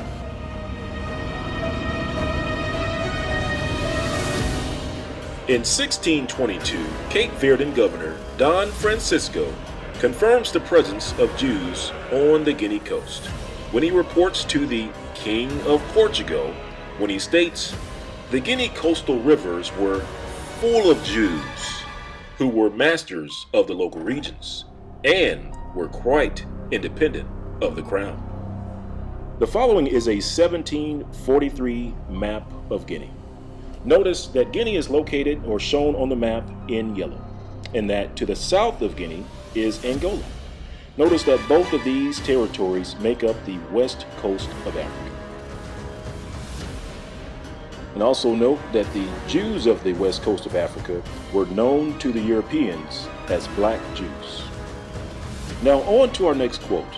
Now this next quote sheds additional light on the exportation of Jews to the west coast of Africa. And it reads, "Unfortunately, at the time of the expulsion, the plague was raging in Castile, and the fugitives brought with them the disease, propagating it wherever they went, and not unnaturally causing their advent to be viewed with loathing and horror.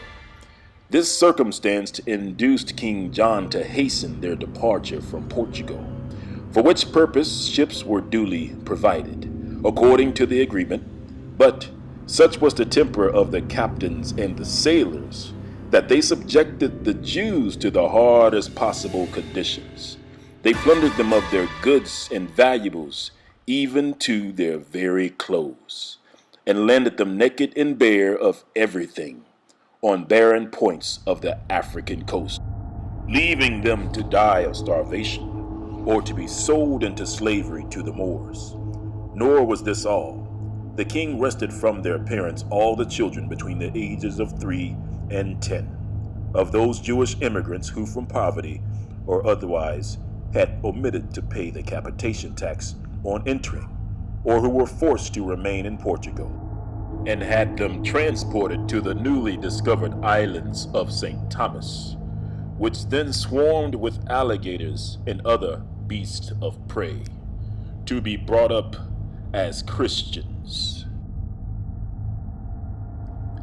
This next quote comes from the official chronicler of King John, Garcia de Resende, and it reads, "The official chronicler of King John, Garcia de Resende, reports on one of the methods to populate this island that also throws some light on the tragic form of Jewish participation in the Portuguese Atlantic Empire.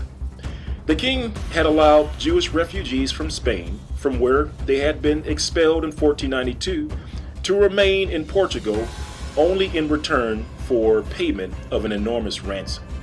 In 1493, those who could not pay had their children taken away from them, baptized by force, and deported to St. Thomas in order to be raised as Christians and to help populate the island that the king had just leased to Alivero.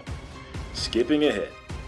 Nothing is known of their further fate, although later chroniclers attribute the thriving sugar production on the island to the talents of these deported children and their offspring. So far, we've learned that the King of Portugal sent the Jews to the west coast of Africa. We also learned that the children of the Jews were sent to the west coast of Africa under the authority of the Roman Catholic Church, under the authority of the Pope, with the intent that they would be raised as Christians and sold into slavery. These West African Portuguese communities were described as black Portuguese communities in Guinea and in the islands. So far, we focused mainly on Portugal's involvement in the slave trade. However, now let's turn our attention to Spain. Now, the following quote focuses on the west coast of Africa. Now, feel free to press the pause button to read this quote in its entirety. However, I'm going to jump down to the bottom, and it reads as this. "Moreover, in Spain, they but seldom put their malefactors, their criminals, to death, as we do in France. They send them all to these desert countries to traffic there," referring to the west coast of Africa. In other words, Spain sent their criminals, or their Jews, that were convicted by the Inquisition to the west coast of Africa to be sold there as slaves. Now, let's take a closer look at the Inquisition. Libro Negro. That was one of the popular names of the Book of the Inquisition. Within this book contained the punishments for every supposed crime, as well as the methods for conducting the punishments.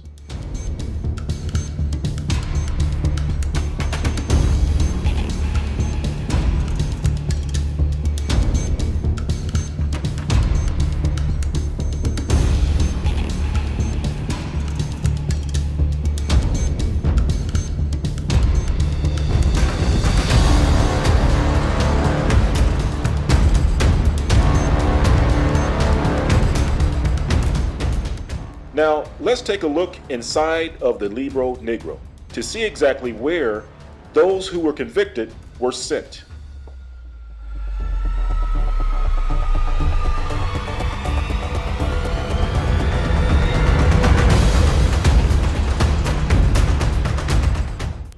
It reads, "She shall be exiled to the island of Principe, St. Thomas, or Angola." Number 3, shall be exiled to Angola or St. Thomas.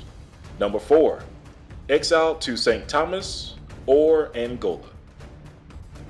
Number 6, shall be exiled to St. Thomas, Angola, or Brazil.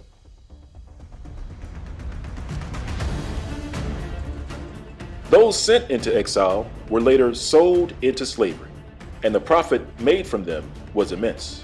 For example, the following quote reads, by Angola accounts, that the profit of the Negro trade amounted yearly to 66 tons of gold. Here we note an interesting connection between the term Negro and the Inquisition. For example, Libro Negro, that was the term used for the Book of the Inquisition. Negro Legend, that was the term used for the denial of Inquisition persecutions. And lastly, Peste Negra, or Black Death. That was the term used to describe the plague associated with the Jews. Now, you may wonder, what is the significance about the term Negro and the Jews? Well, to find out, let's take a closer look.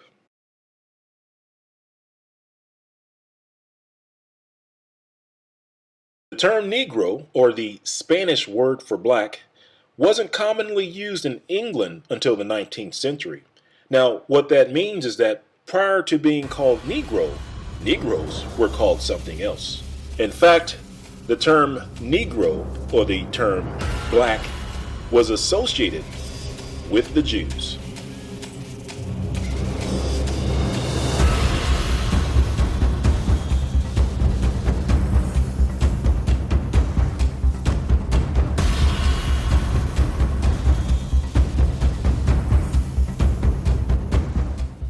The Jews are composed of 3 or 4 separate racial elements.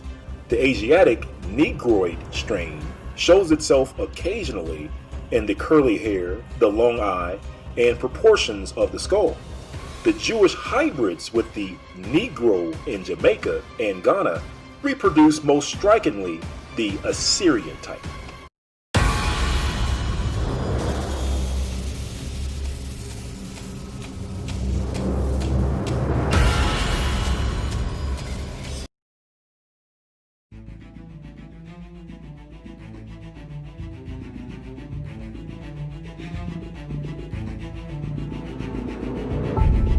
Black history. What do you know about Black history? Well, most African Americans know that they are the descendants of slaves, that their forefathers were scattered around the world, and that they are the descendants of an oppressed people. However, most African Americans don't know their history beyond slavery. This gap in history is due to the many barriers that stand between African Americans and the truth. This documentary will remove those barriers and reconnect so-called African Americans with their true history.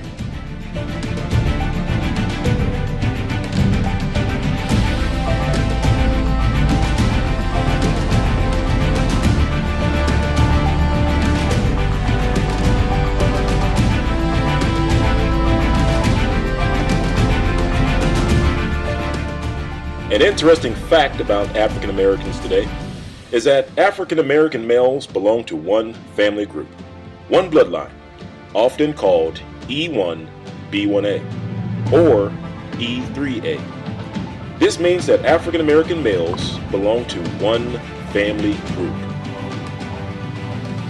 Roughly 85% of African American males with African ancestry on their father's side are E1B1A.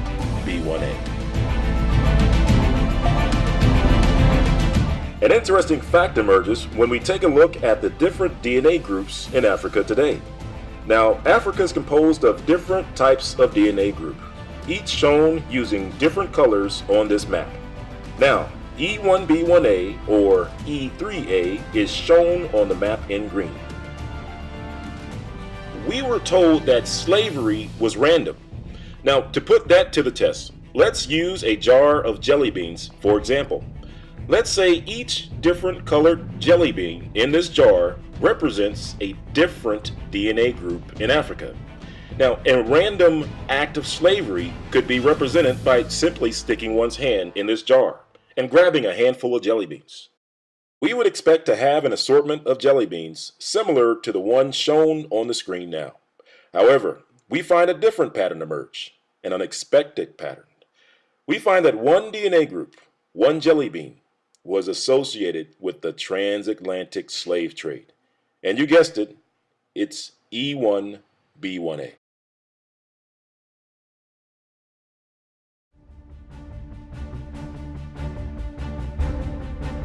Let's review the genetic makeup of so-called African American males today. Here's the rundown. Roughly 60% of African American males identify as E1B1A. Now, that's an estimate. Some may say that number's too high, but actually, in fact, that number's too low. And here's why.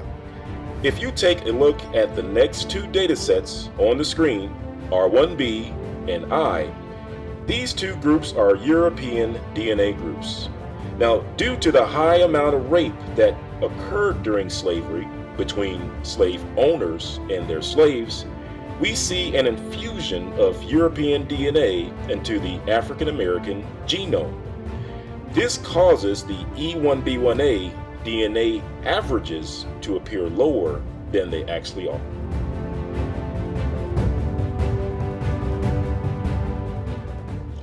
DNA studies around the world confirm these results.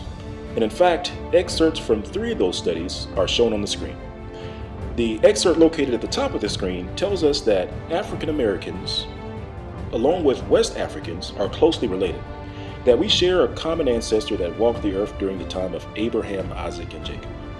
The second excerpt tells us that African Americans are roughly 78.1% West African and 18.5% European. Now, it goes on to say that this intermixture is due to the intercourse between West African females and European males.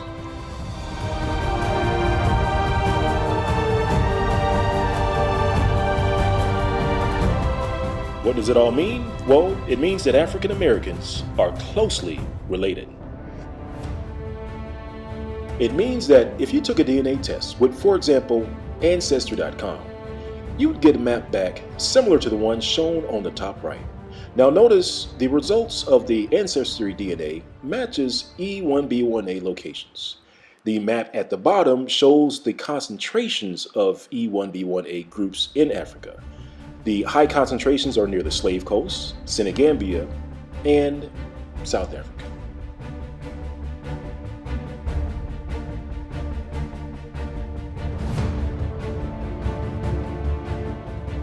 E1B1A groups in Africa today are composed of many different tribes. Thankfully, due to DNA research, we now know the names of those tribes.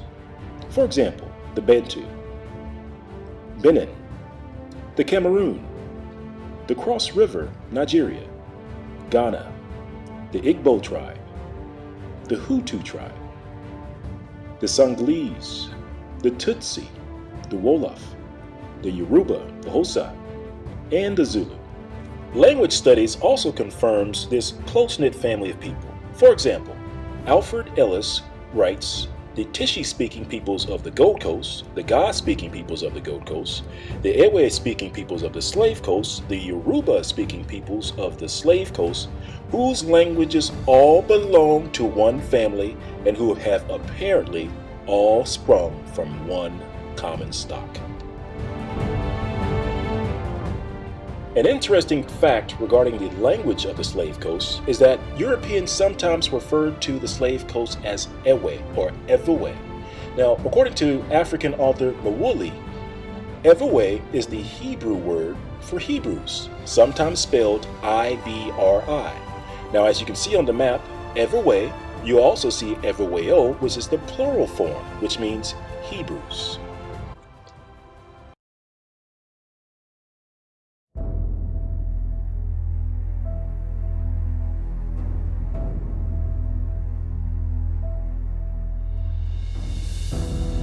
The Jews. The Jews are composed of 3 or 4 separate racial elements.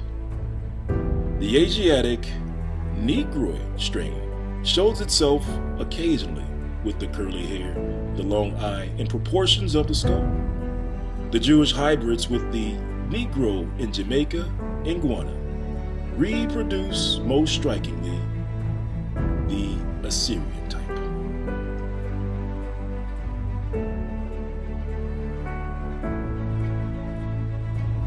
You see, Jews were called Negro, which is the Spanish and Portuguese word for black. Both Spanish and Portuguese Jews were called black Jews. For example, in this quote it reads, King John II in 1492 expelled all the Jews to the island of St. Thomas, which had been discovered in 1471, and to other Portuguese settlements on the continent of Africa. And from these banished Jews, the black Portuguese, as they are called.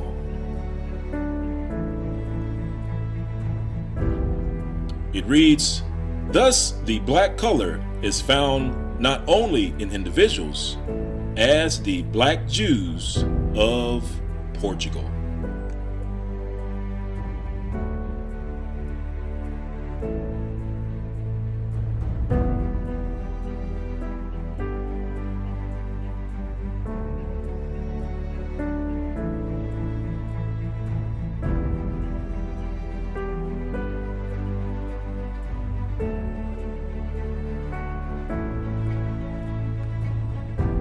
And it reads, "'Tis also a vulgar error that the Jews are all black, for this is only true of the Portuguese Jews, who marrying always among one another, beget children like themselves, and consequently the swarthiness of their complexion is entailed upon their whole race, even in the northern regions." Now notice how first-hand accounts line up with Bible verses such as Lamentations chapter 5 verse 10, where it reads, "Our skin is black like an oven because of the terrible famine." Now, not only did Europeans refer to the Jews as black, Arabs also referred to the Jews as black. Now, the Arab word for black is referred to as Sudan. S-U-D-A-N. The following references read, the Arabic word for blacks is Sudan. And then the reference at the bottom reads, they call it Balad Sudan, which means land of the blacks. Sudan is the Arabic word for black person. Now notice that Sudan is spelled two different ways. S-U-D-A-N is the modern day spelling. However, the antiquity spelling was S-O-U-D-A-N, So-U-Dan, which is simply two words combined into one, So-U-Dan. Now, let's use Google Translate to look up the meaning of the words So-U-Dan.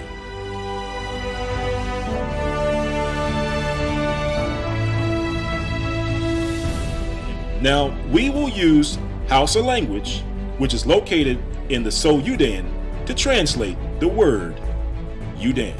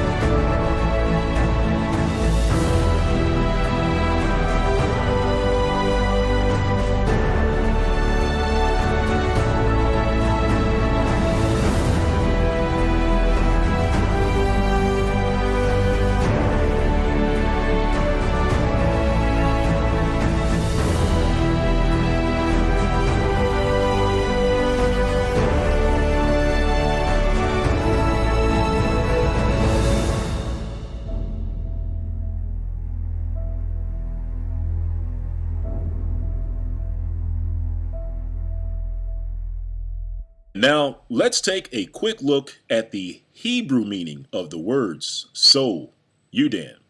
After all, Hebrew is the native tongue of the Jews.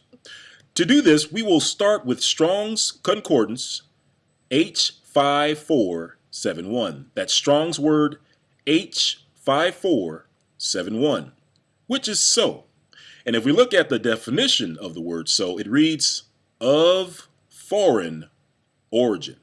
That's of foreign origin. And if we put that together, we look at the Hebrew translation. So means foreigner or of foreign origin. And Yudan equals Judah, which is H3063, which represents the southern kingdom. And if you put the two together, you get foreigners of Judah. So on our map, we have So Yudan, which in Hebrew represents the foreigners of Judah. Now, let's cross-check our Google translation findings using additional references. For example, the index in the back of the Talmud, Volume 3, reads, Yudan, a variant of Judah in the 4th century. And our next reference reads, Yudan equals Judah. Now, let's take a look at additional references to see exactly who lived in the So Yudan. The Jews. The Jews of So Yudan are, according to my informers, divided into many large and small tribes, with whose names they are unacquainted. Their mode of life in some countries is pastoral. But the towns are filled with traders and artificers of that faith, who gain a substance at their several employments in the service of the Muslims, under whose government they live as vassals. This in reference to Mr. Bodwich's kingdom of Yehudi. I may be permitted to say, is the only state of society in which that oppressed nation is suffered to live. And the tribes without security in their possessions, without public revenue or arms, are hourly exposed to insult and rampant form of blind zeal, and active bigotry by which their lords are animated in those countries. The lands occupied by those people cover a wide extent between Messina and Cabi. They are said to be mingled also with the Upper Fula tribes, eastward of Timbuktu, and in many parts of Maror. They have inheritance or are employed as artificers in the cities and towns. As we live among the heathens, says Bashar, so do the Jews in Maror and Fulani with our brethren, but they are not esteemed like us. For they are a people hardened in their sins and obstinate in their fidelity. The anger of Yah is upon them, and therefore are they given to the rule of the Muslims.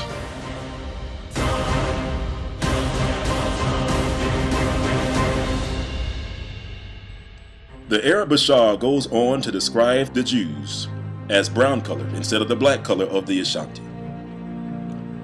The Arabic word so Yudan and the word Negro, which is the Portuguese and Spanish word for black, were bywords that were used to describe the Jews or the house or tribe of Judah. Now, this was foretold in Deuteronomy chapter 28, verse 37, where it reads, "And thou shalt become an astonishment, a proverb, and a byword among all nations, whither Yah shall lead thee." Now, we will discuss another byword for the Jews, or for the house of Judah. It's one of the more controversial bywords. It's a byword that today causes hurt and pain and often great sadness. However, this controversial byword can be used to identify the true identity of the so-called African American today. The byword is spelled Nigger. It was a byword used to identify slaves that were captured in the Niger Delta region. However, Niger is a relatively modern pronunciation of the word. During the time of antiquity, it was pronounced nigger. Now, the New World Encyclopedia tells us that the Portuguese arrived at the Niger Delta on the coast in 1473. By the 17th century, coastal trade had supplanted the trans-Saharan trade, mostly dealing in slaves. During the years when the slave trade flourished, nearly half the total number of slaves exported from Africa came from the Niger Delta, which came to be known as the Slave Coast. Next, let's read about the people that were taken as slaves who lived in the Niger River region. This next reference comes from John Ogilby of London, who was the official cosmographer and geographic printer of King Charles. And it reads, "Many Jews also are scattered over this region, some natives boasting themselves of Abraham's seed, inhabiting both sides of the river Niger."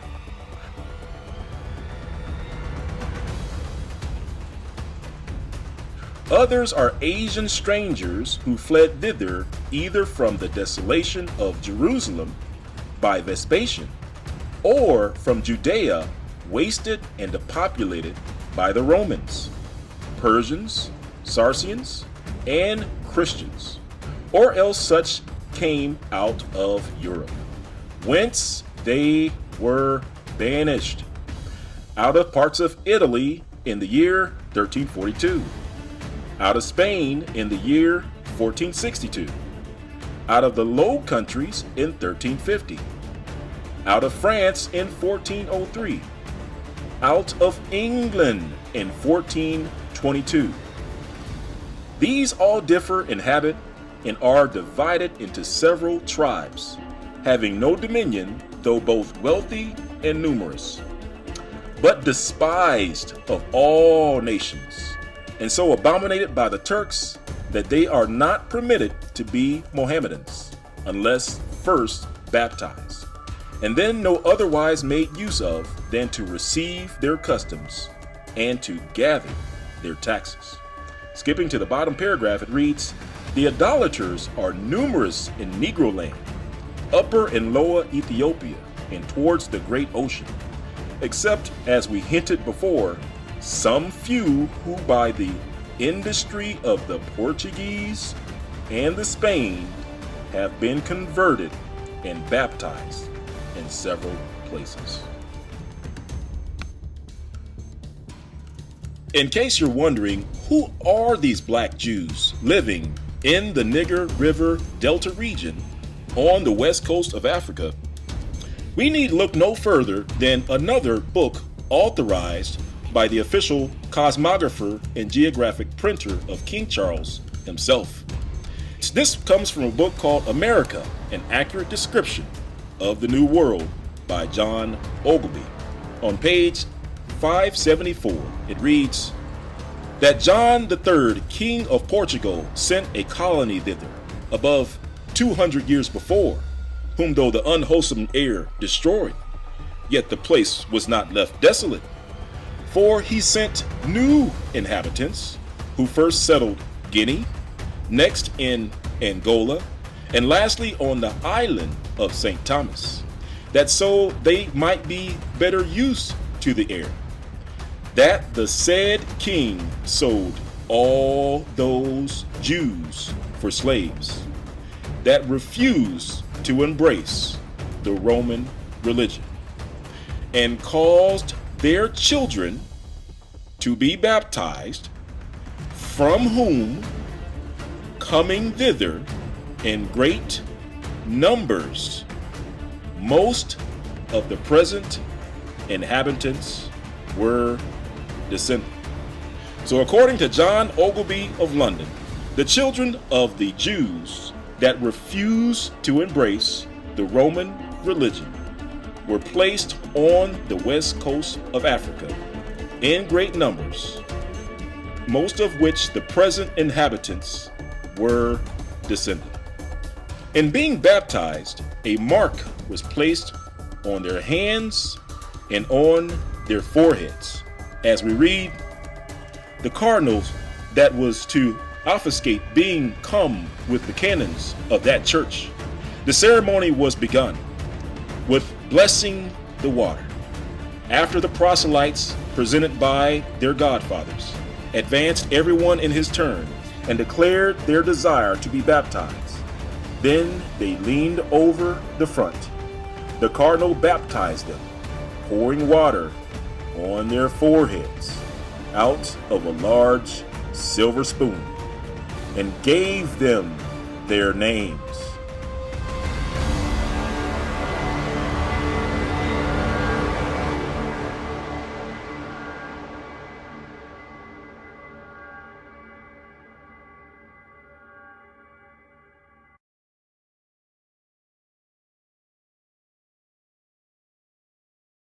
According to the cosmographer and geographic printer of the king, along with additional references, the Black Portuguese and Spanish Jews were placed on the west coast of Africa in great numbers. Now, let's look at additional references to see why the Jews were placed on the west coast of Africa. The Jews and Moors in Spain, page 214, and it reads, "The king's creed awoke again simultaneously with the reawakening of his greed. He issued an edict which threw even that of Torquemada in the shade. All Jewish children below 14 years of age were torn from their parents' arms, dragged into the church, baptized.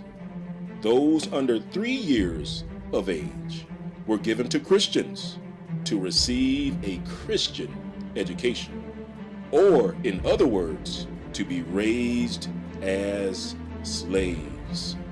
Those between 3 and 10 years of age were put on board of a ship, conveyed to the newly discovered unwholesome island of St. Thomas, called the Isles of Perdition, which was colonized by Portuguese condemned criminals, or Portuguese Jews, condemned by the Inquisition, to fare there as best they could.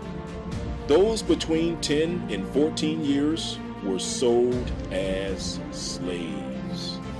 Then indeed the cup of their affliction was full to the brim. It was a stern truth in which Lemieux uttered when he said, "The Jews have experienced fully the unequal skill of the church in administering pain. Mothers cast themselves at the feet of the tyrants and pitifully begged to be taken with their babies. They were heartlessly thrust aside. Hundreds of mothers, mad with despair, ran behind the ships as they carried off the idols of their heart and perished in the waves. The serene fortitude which the exiled people had borne so many and such grievous calamities gave way at last and was replaced by the wildest paroxysms of despair. Piercing shrieks of anguish filled the land. Childless and heartbroken and brokenhearted, they now sought to leave the land, but they were told that they had forfeited their right, and they were given the choice between baptism and slavery. Thousands, after enduring all that they did, after leaving the beloved Spain and all their wealth and ease, submitted to baptism now, in the hope of being reunited with their children. Thousands were sold as slaves. Yet, prior to being sold, they were submitted to tortures, cruelties, outrageous too revolting, too repulsive, too heartrending to be here narrated. Now, to pause here just for a moment, just keep in mind that these were Black, Portuguese, and Spanish Jews. as the previous references have pointed out. All right, as we continue, terror seized upon the native Portuguese Jews when they helplessly beheld the cruelties to which their Spanish brethren were subjected.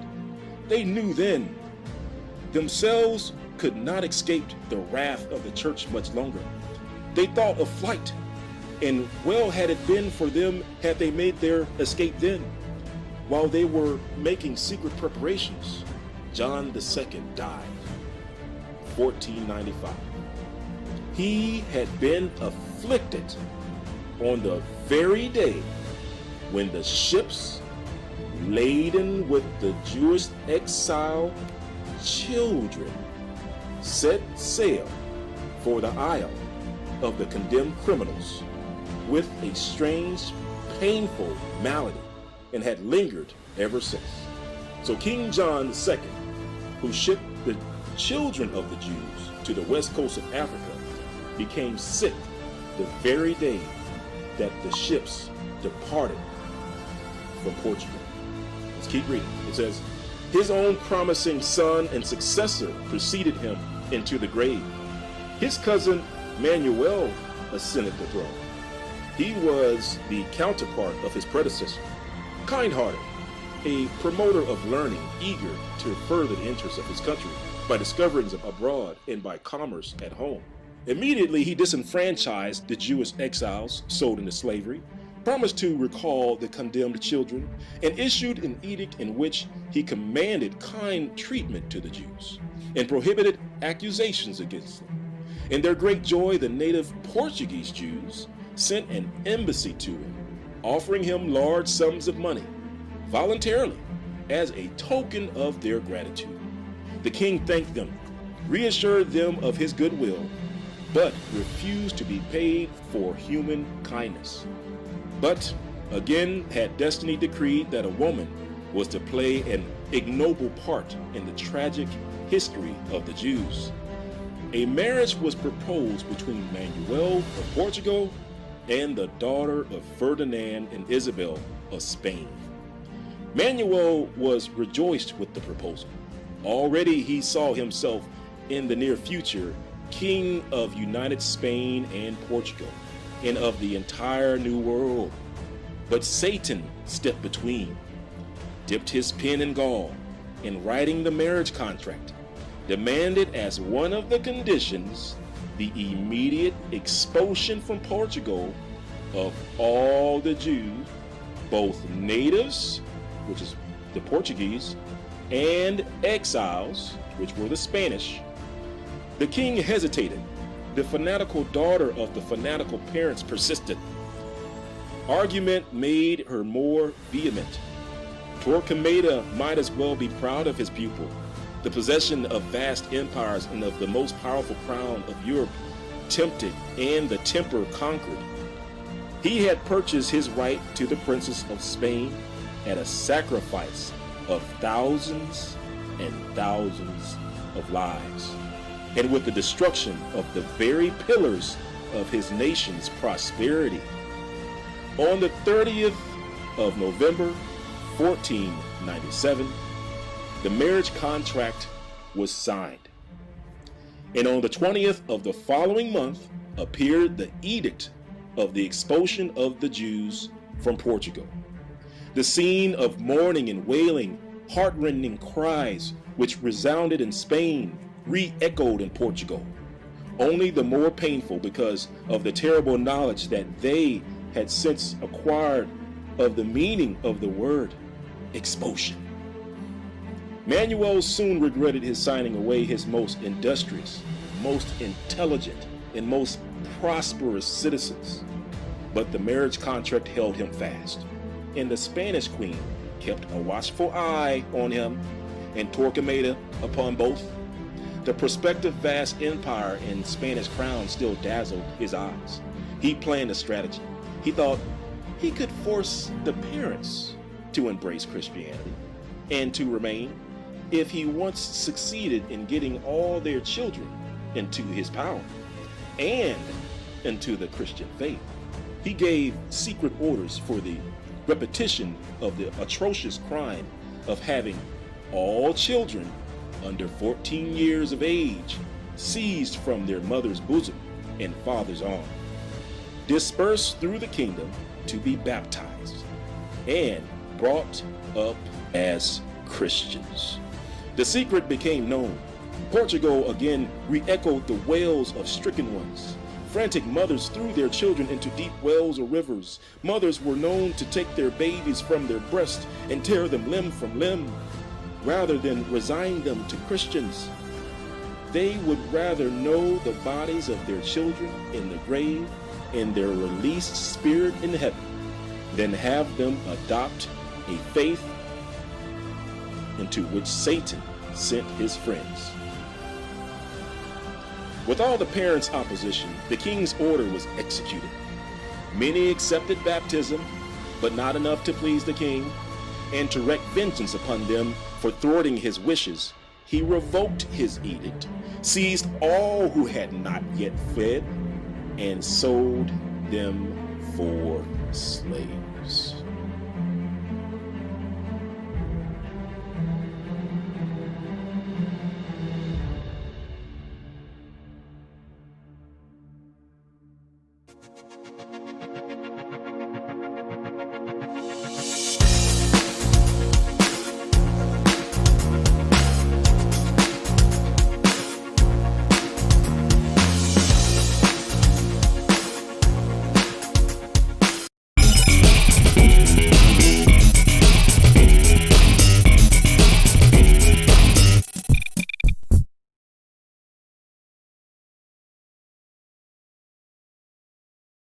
What became of the children of the Jews that sacrificed their lives, and in some cases their children, to make a stand for the laws, statutes, and commandments and their beliefs in the Most High?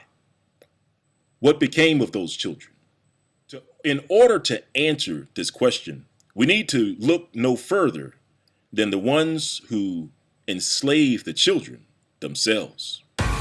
But we first need to understand that the Jews of Spain and Portugal claim their descent from the tribe of Judah, as the following reference reads. It says, "The Spanish and the Portuguese Jews claim their descent from the tribe of Judah." And with that in mind, the slavers who took the children and carried the children to the west coast of Africa named the place that they sent the children after the children. On the west coast of Africa, the Portuguese slavers named the slave coast the Kingdom of Judah. And the next reference also confirms that the children that were taken to the west coast of Africa resided in the Kingdom of Judah. As the following quote reads, it reads, "Wida or Judah or a Judah is a city old, frequented since the 16th century by the Portuguese slavers who gave it its name. Its inhabitants were said to be Judaic, and they were indeed considered as a remnant of the scattered tribes of Israel." And the next quote reads, "East of the Great Popo begins the Dahomey territory, guarded by the important town of Gliwice, known to Europeans by various names of Fida, Hueda, Wida, Wida. The old writers called it Judah, and its inhabitants were said to be Jews, while the neighboring river, Alala, whose real name was Ephraim, during the flourishing days of the slave coast, from 16 to 18,000 were annually transported from Judah, as the Portuguese called this place?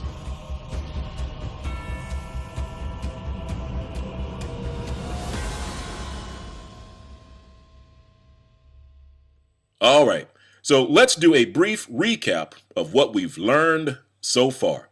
We learned that the Portuguese shipped the children of the rebellious house of Judah, or the tribe of Judah, who refused to embrace the Roman religion. These children were sent or shipped to the west coast of Africa in great numbers. We also learned that the Portuguese named the place that they sent the children of the house or tribe of Judah to. These Portuguese named the place after the children. They named the place the Kingdom of Judah. And we also learned that these children were raised to be Christians and to be slaves. Now, let's cross-check our findings using additional references. Now, previous references show the king of Portugal taking all the children of the rebellious house or tribe of Judah from the ages of 14 years of age and younger to be raised as Christians and slaves. However, additional references show this age was later increased to children in their 20s.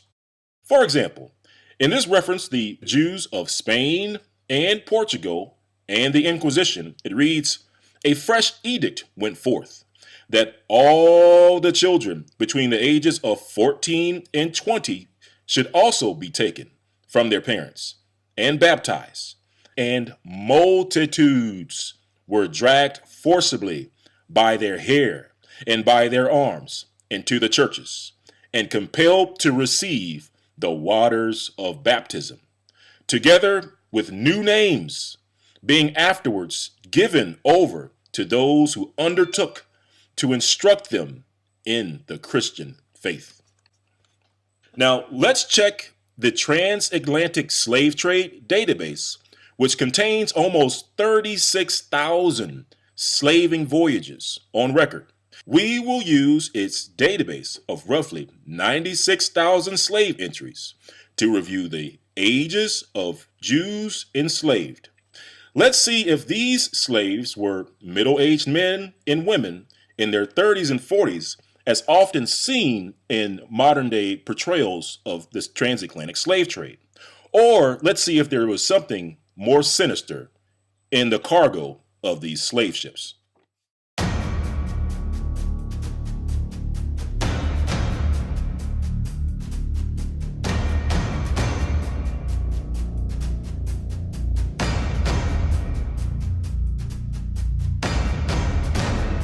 According to the Transatlantic Slave Trade Database, the number of slaves above the age of 30 was only 6 to 7%. Roughly 6 to 7% of slaves were above the age of 30. This means that roughly 94 to 93% of those on the transatlantic slave ships were younger than 30 years old. Closer inspection shows a disturbing truth of those that were on the ships. And Bible scripture specifically foretold that the children of Israel would go into captivity, because Israel abandoned Yah's laws, statutes, and commandments. Of the 93 to 94% of those that were under 30 years of age, 2% were babies and toddlers. 27% were of elementary school age, and roughly 16% were of high school age. And of those on the transatlantic slave ships, roughly 21% were of college age. And lastly, 28% were young adults in their mid to upper 20s. And this was foretold in the scriptures as far as the children going into captivity. Deuteronomy 28 verse 32 reads, "Thy sons and thy daughters shall be given unto another people, and thine eyes shall look and fail with longing for them all the day long, and there shall be no might in thine hand."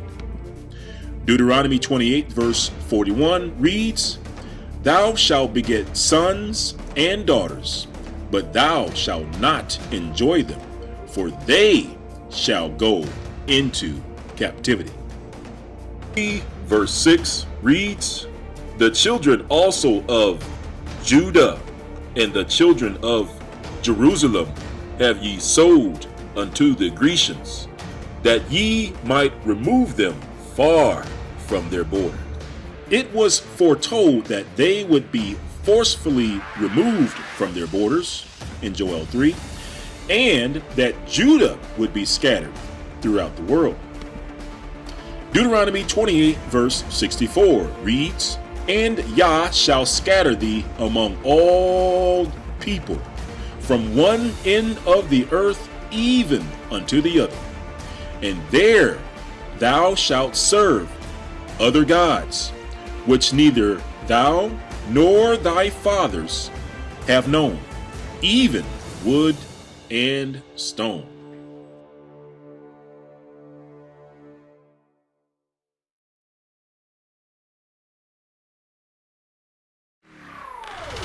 Now, according to the scriptures, the children of Judah were scattered across the four corners of the earth into slavery.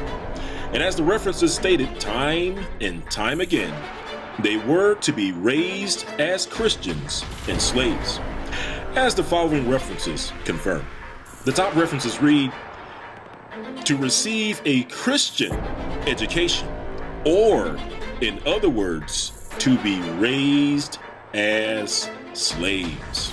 Or our next reference at the bottom reads, "Sold all those Jews for slaves that refused to embrace the Roman religion, and caused their children to be baptized." And this is the baptism into Christianity. And it says, "From whom these children coming thither," which is the west coast of Africa, "in great numbers, most of the present inhabitants were descended." Now, the children of the rebellious house of Judah, who refused to embrace the Roman religion, were raised in the Christian doctrine. These slaves shipped to the New World learned the principles of their new faith from their masters. As the following quote reads, it reads, "We had the best mistress and master in the world. They was Christian folk, and they taught us to be Christian-like too. Every Sunday morning, old master would have all us to the house, while he would sing and pray and read the Bible to us all. Old master taught us not to be bad. He taught us to be good. He taught us to never steal nor to tell false tales, and not to do anything that was bad. He said, you will reap what you sow, and that you sow it single and reap it double. I learned that when I was a little child, and I ain't forget it yet. When I got grown, I went the Baptist way. God called my papa to preach. Old master let him preach in the kitchen and in the backyard under the trees. On preaching day, old master took his whole family and all the slaves to church with him. Now, in addition to learning to never steal and to never tell false tales, they were also taught that the laws, statutes, and commandments of the Most High were done away with. They were also taught new holy days and to disregard the holy days of the Bible. And they were also taught that they were the descendants of Ham, which is Gentiles. Instead, of being the children of Israel. The next reference reads, Pope Pius V, by nature a sinister ecclesiastic, delighting in persecution, who treated Jews as the cursed children of Ham, was succeeded by Gregory VIII, who had been skillfully trained to fanaticism by the Jesuits and Tridentine monks. As regard Jews, Gregory was a most consistent follower of the cruelty of his predecessor. In summary, the children received a Roman makeover, courtesy of the Pope, the one who calls himself the Vicar of Christ, which means the replacement of Christ, whose name equals 666, which is the number of Satan. They caused the children of Judah to embrace the very religion their forefathers died and often made great sacrifice opposing.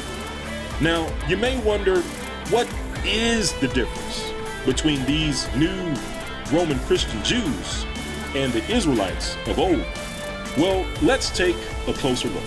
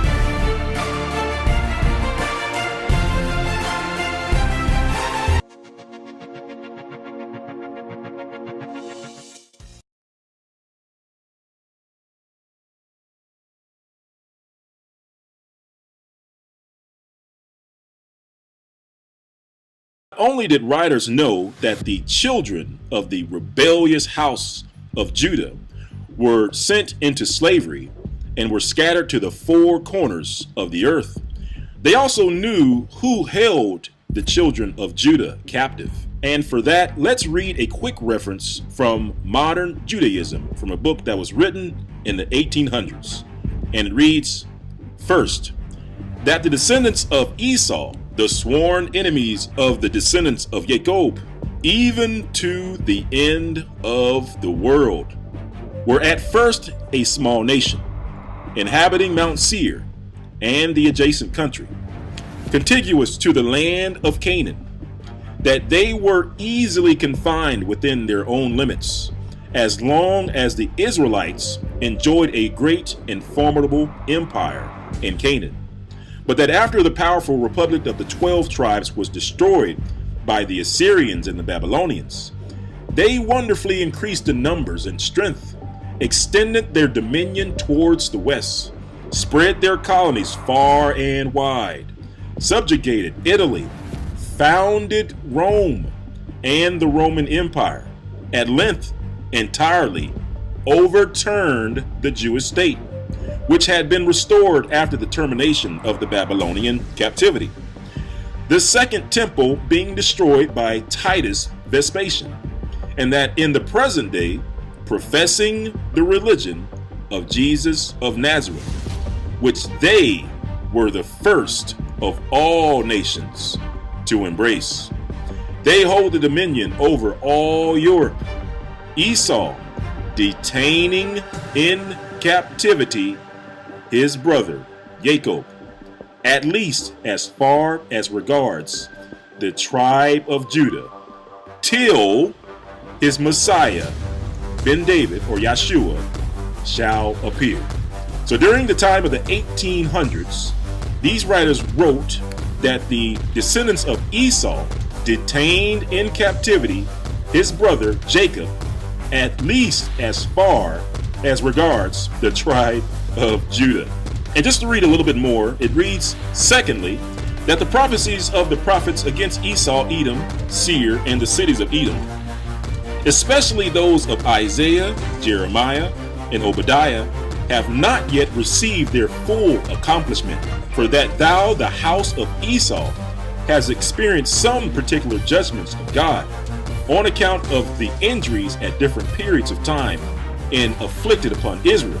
Yet the final vengeance on account of that last and greatest injury, the destruction of the second temple by Titus, and listen, the transportation of the Jews into captivity, in which they are still most opprobriously detained, is yet impending over it, to be executed in the time of the Messiah. All right. Well, as you can see, this reference points to the Jews being in captivity to Esau. And according to the scriptures, that they would remain in captivity or in the land of their captivity until the Messiah returns. Deuteronomy chapter 30, verse 10. Therefore, fear thou not, O my servant Jacob, saith Yah, neither be dismayed, O Israel, for lo, I will save thee from afar, and thy seed from the land of their captivity. Now, as a whole, there's really only one people on the face of the earth that as a people still live in the land that they once served as captives. And it is the same people that were scattered across the four corners of the earth via the transatlantic slave trade. And it is also the same people that were placed on the west coast of Africa in great numbers by the expulsion edicts and by the Inquisition. All right, so let's keep reading. It says, I will save thee from afar, and thy seed, your children, from the land of their captivity. And Jacob shall return, and shall be in rest, and be quiet, and none shall make him afraid. For I am with thee, saith Yah, to save thee, though I make a full end of all nations, whether I have scattered thee. Yet will I not make a full end of thee, but I will correct thee in measure, and will not leave thee altogether unpunished. For thus saith Yah, thy bruise is incurable, and thy wound is grievous. There is none that plead thy cause, that thou mayest be bound up, that has no healing medicines. All thy lovers have forgotten thee, they seek thee not. For I have wounded thee with a wound of an enemy, with the chastisement of a cruel one. For the multitude of thine iniquity, or the word iniquity means lawlessness, so it means for the multitude of thine lawlessness, because of thy sins, breaking of the commandments, which sins were increased. Let's read that again. It says, for the multitude of thine lawlessness, because thy sins were increased. Verse 15 reads, why criest thou for thine affliction? Thy sorrow is incurable for the multitude of thine lawlessness. Because thy sins were increased, I have done these things unto thee. Therefore, all they that devour thee shall be devoured.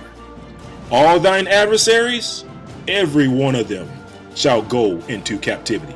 And they that spoil thee shall be a spoil. And all they that prey upon thee will I give for a prey. For I will restore health unto thee. I will heal thee of thy wounds, saith Yah. Because they call thee an outcast, saying Yah, this is Zion, whom no man seeketh after.